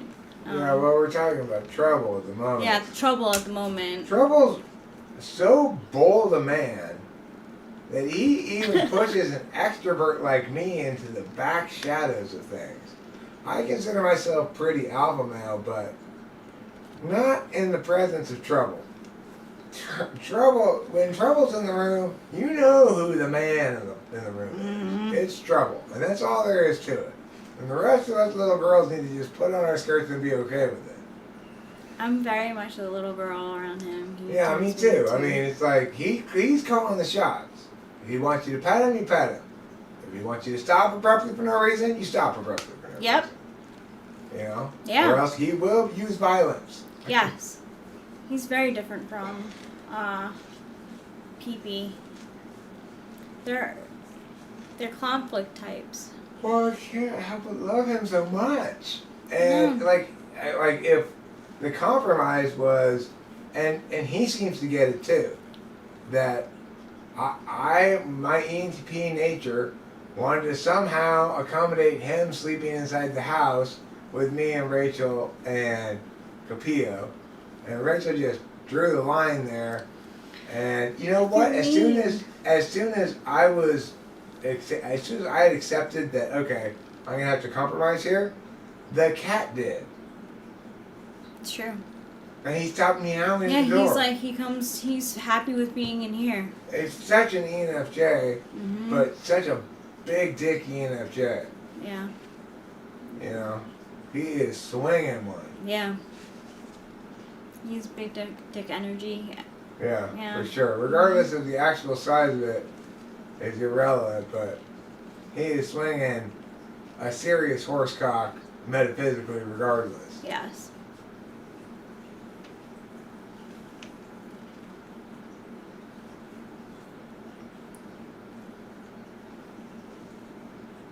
Oh, it's 11 p.m. in England. Up a little late, are we? You know what? I'm surprised. Didn't somebody give us $2 or something? $3. Ruben, our... I don't think I turned on monetization. That's kind of a surprise that you're even able to do that. I guess that's a separate thing. I guess monetization means ads and and other stuff means other stuff. Yeah, I guess people can still donate. Thanks, Ruben. You're the best. You and Trouble. You are neck and neck with Trouble, my favorite ENFJ now. But you scare me a lot less than Trouble, so that's bonus points for you. He says it's an ENFJ thing where I can still tip you no matter what. So see, that's kindness. That is an ENFJ thing too. There's lots of meaning behind what he just said besides just a tip, right? It's like, it's the layered thick with NFJ, NTP, the kind of flavors NFJs and NTPs prefer. You know, and most people don't get. Yeah. And there's lots of subtextual shit that didn't need to be said out loud. I know. Yeah. Rich and chewy.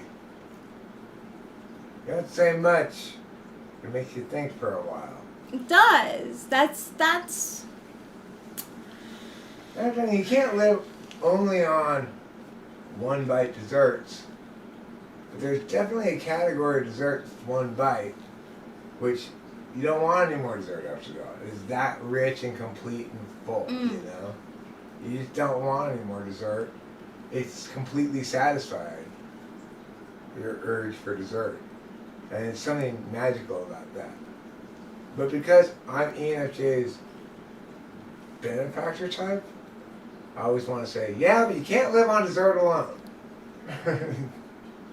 Yeah. I guess that's just kind of like the dad quality of the benefactor type. I don't even get to be so I benefit INTPs and like they don't even let me. I'm like, where are they? They're like not in the chat. Well, they're busy thinking things. They're like, I don't even want to start saying anything out loud because it's going to be paragraphic. It's like that guy from Palmdale. He probably is watching this too. That guy from Palmdale, he texts me books upon books of information, of his thoughts about things or whatever. It's like every once in a while, just to, I guess, let him know I'm still sort of listening. I never was listening in the first place, but okay. I'll if he asks a question, I'll like give him a quick response to it. But he doesn't even need that. It doesn't matter if I never respond to him. It's true. He just blah blah blah blah blahs at me indefinitely. Mm-hmm. Now that guy's got any in a tool function capacity. It's how he does things. Can you imagine how difficult it is to be SE polar when how you do things is to just view all the possible things that you might do? I can't. It's crazy that he ever does anything at all.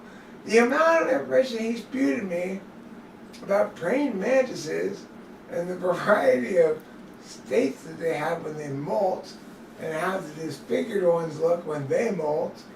And it's just like, oh my God. I get that you're into praying mantises right now, but like, you know, another month from now it's going to be all about some other thing that he's really interested in, and he's telling me all about it. I'm not reading it. He doesn't care. That's any tool for you. Is your dad leaving? Is that your at the car? Oh yeah, I have to go talk to him. Yeah, please do. Just so that he doesn't a third. Okay, I will.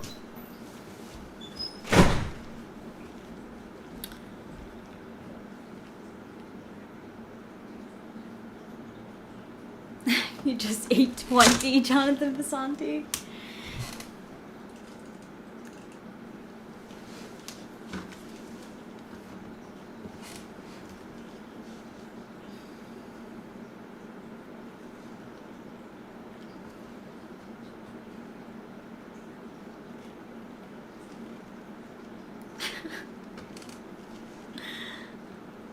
Where is SI in INTJ?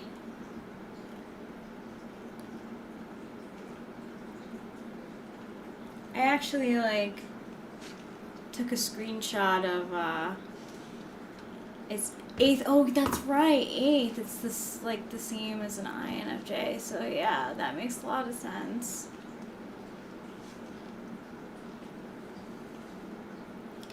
Nice melting zero and Ludife.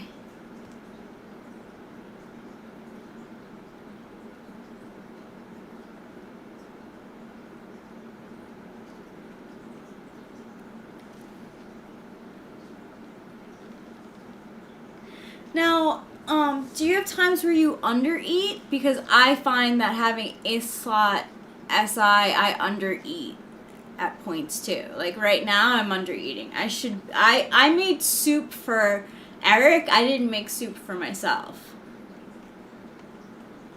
But I'm not really hungry. So I still should probably eat something.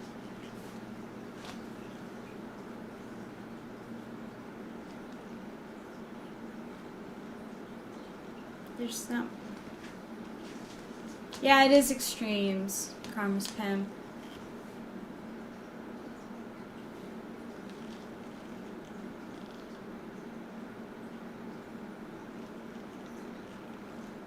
Mm.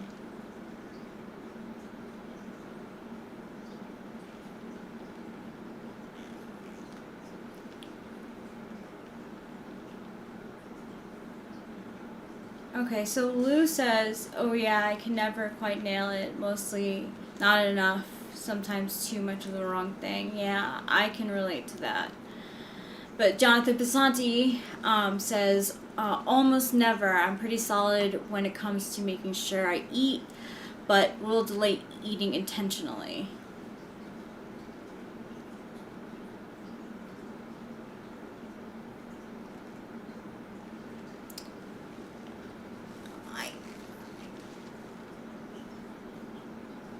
Melting Zero says, people always stress the benefits of the beneficiary but never think about the side effects. I mean, there are side effects because there's this, I believe it's one of the asymmetrical types. So there's this, like,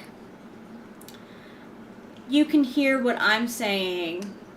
So, like, the INTP can hear what I'm saying, but I don't really hear what the INTP has to say to me. So, you normally fast until dinner and you're quite hungry at dinner.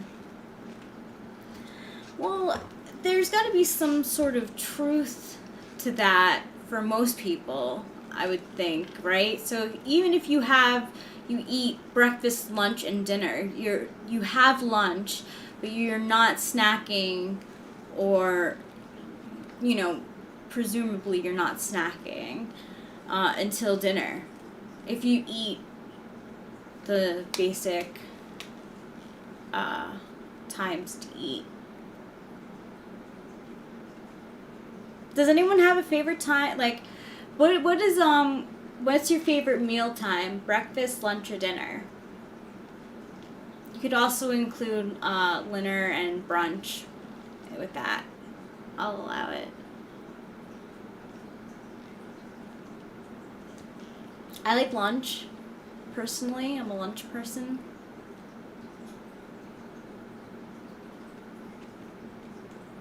Jonathan Basanti's dinner. Mind of a Girl is breakfast.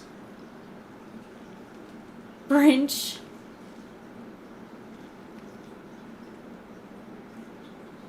Before.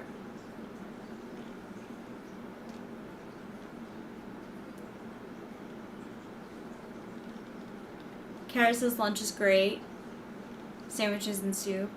Yeah, and like there's something social about lunch also. Like if you think about lunchtime in school, a lot of people like go on like they'll talk during lunch at school, and then like people make lunch dates like with their friends to catch up. There's also like a lot of business deals that happen around lunchtime. I also am a fan of sandwiches, so that really does count for like lunch stuff, like sandwich and fries. I like French fries personally. And Chris Chapin, I like to munch. I'm a muncher. I like a lot of snacks. I like to snack. Oh my gosh. Talk about nines and like making decisions. It's like it's so hard. How do I get this thing?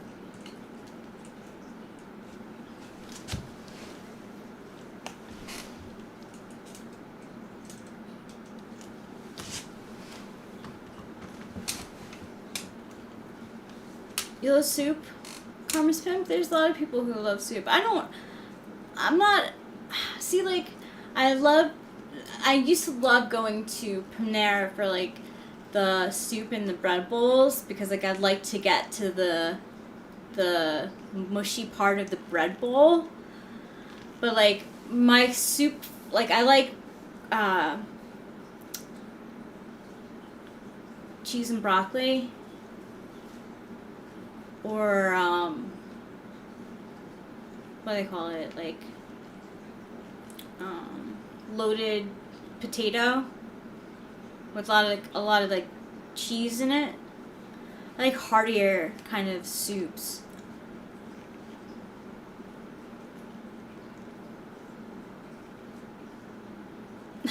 Carrot, I totally hear you. Like, I want to go to Panera Bread now too. Potato soup is good. I mean, tomato soup is good. Carrot, potato leek. Oh my gosh, yum. Potato leek is good as well. So I guess I do like soups more than I think I do.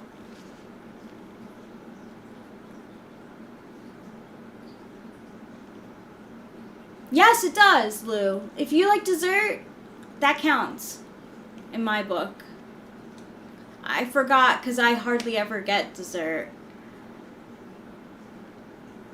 You like Susan Chowder too?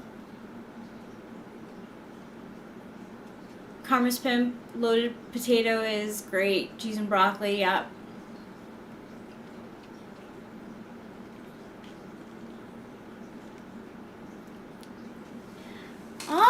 Jonathan Pinsanti says, I've been jonesing for my local place to have the crunchy Cheetos. Finally had them. Took weeks. That's so fascinating. So, did it take a long time because they're, like, divergent from the normal puff Cheetos?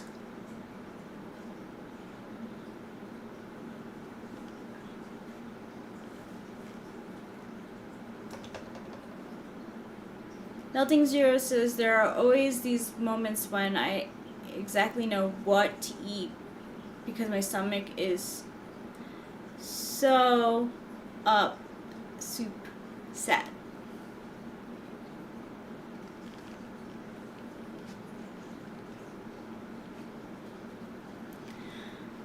Ludife, I agree. Italians know how to do soups too. It's kind of like Italians know how to eat the way SI 8th eats. So like Italian portions of food is huge. So like they always make, like my grandma Lapalosa would always make like large portions of things because like other family members were coming over, and she would always make sure that like everyone was fed, and that their bellies were full. But she would make like, she loved to cook just like Eric's mom likes to cook, like hey Dark Sunshine. So like very haphazard, or not really haphazard, like going by the your own recipe. But she would make a lot of Italian food, so a lot of like she did make a lot of fish because my grandpa liked fish. But spaghetti and meatballs was like her thing, and she would always have extra for days later.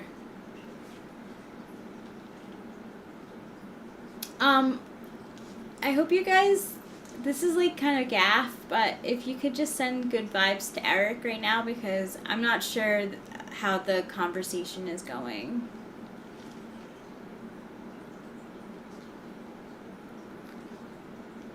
Lou, I'm like totally into the fact that you like ricotta cheese. My grandma used to say ricotta. Manicotti. Lasagna, shells, stuffed shells. Yeah, thank you. Thank you guys. I appreciate it. Yeah, Commerce Pimp. I don't know. Like,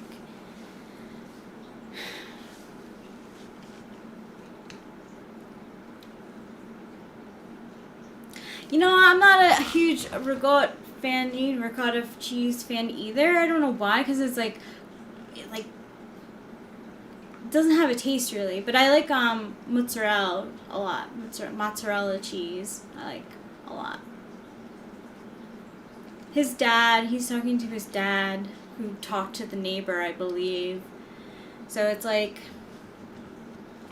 because like, the reason why I'm thinking that it's not going to be all good is because his dad was upset before. Oh, here we go. We'll find out. Here he comes. Yeah, the texture of ricotta cheese is pretty gross. So how'd it go? Oh, it was pretty rough, Rachel. Yeah. Okay, so... It was pretty rough. You know, I mean, how do you expect things to go when you just out of the blue get up out of the bed and go yell at people who can't understand you and then drive away? Bad consequences are going to happen. But not in this reality. Here comes my dad again. Yeah. Yeah, I got that. Thanks. He was just coming to double check to make sure that I had gotten down the name of the hotel. Oh my gosh. You know? We're actually going? That is so of course. nice. So this is this is FI, right? I behave unreasonably and I get rewarded with Oh my goodness. God knows, let's see. 1, 2, 3, 4.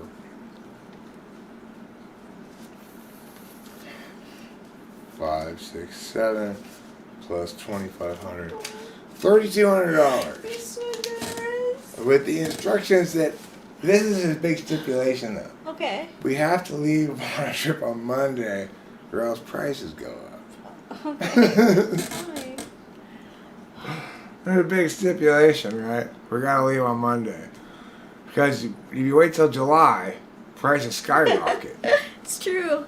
It's true. So, you know, he's got a good TJ point there. would keep that in mind. Anyway, I gotta follow through now that I've gotten in trouble for my bad behavior. That means we've got stuff to do. We gotta go deposit this check. I gotta make hotel reservations, you know. I got shit to do. We got stuff we have to do. We have to SE, no, not name TE. We don't have to figure anything out. We just have to do it. And that's always hard for both of us, but we're gonna manage this time, okay? Because the thing we have to do really isn't that unpleasant. Depositing checks and making hotel reservations are low on the list of unpleasant things to do.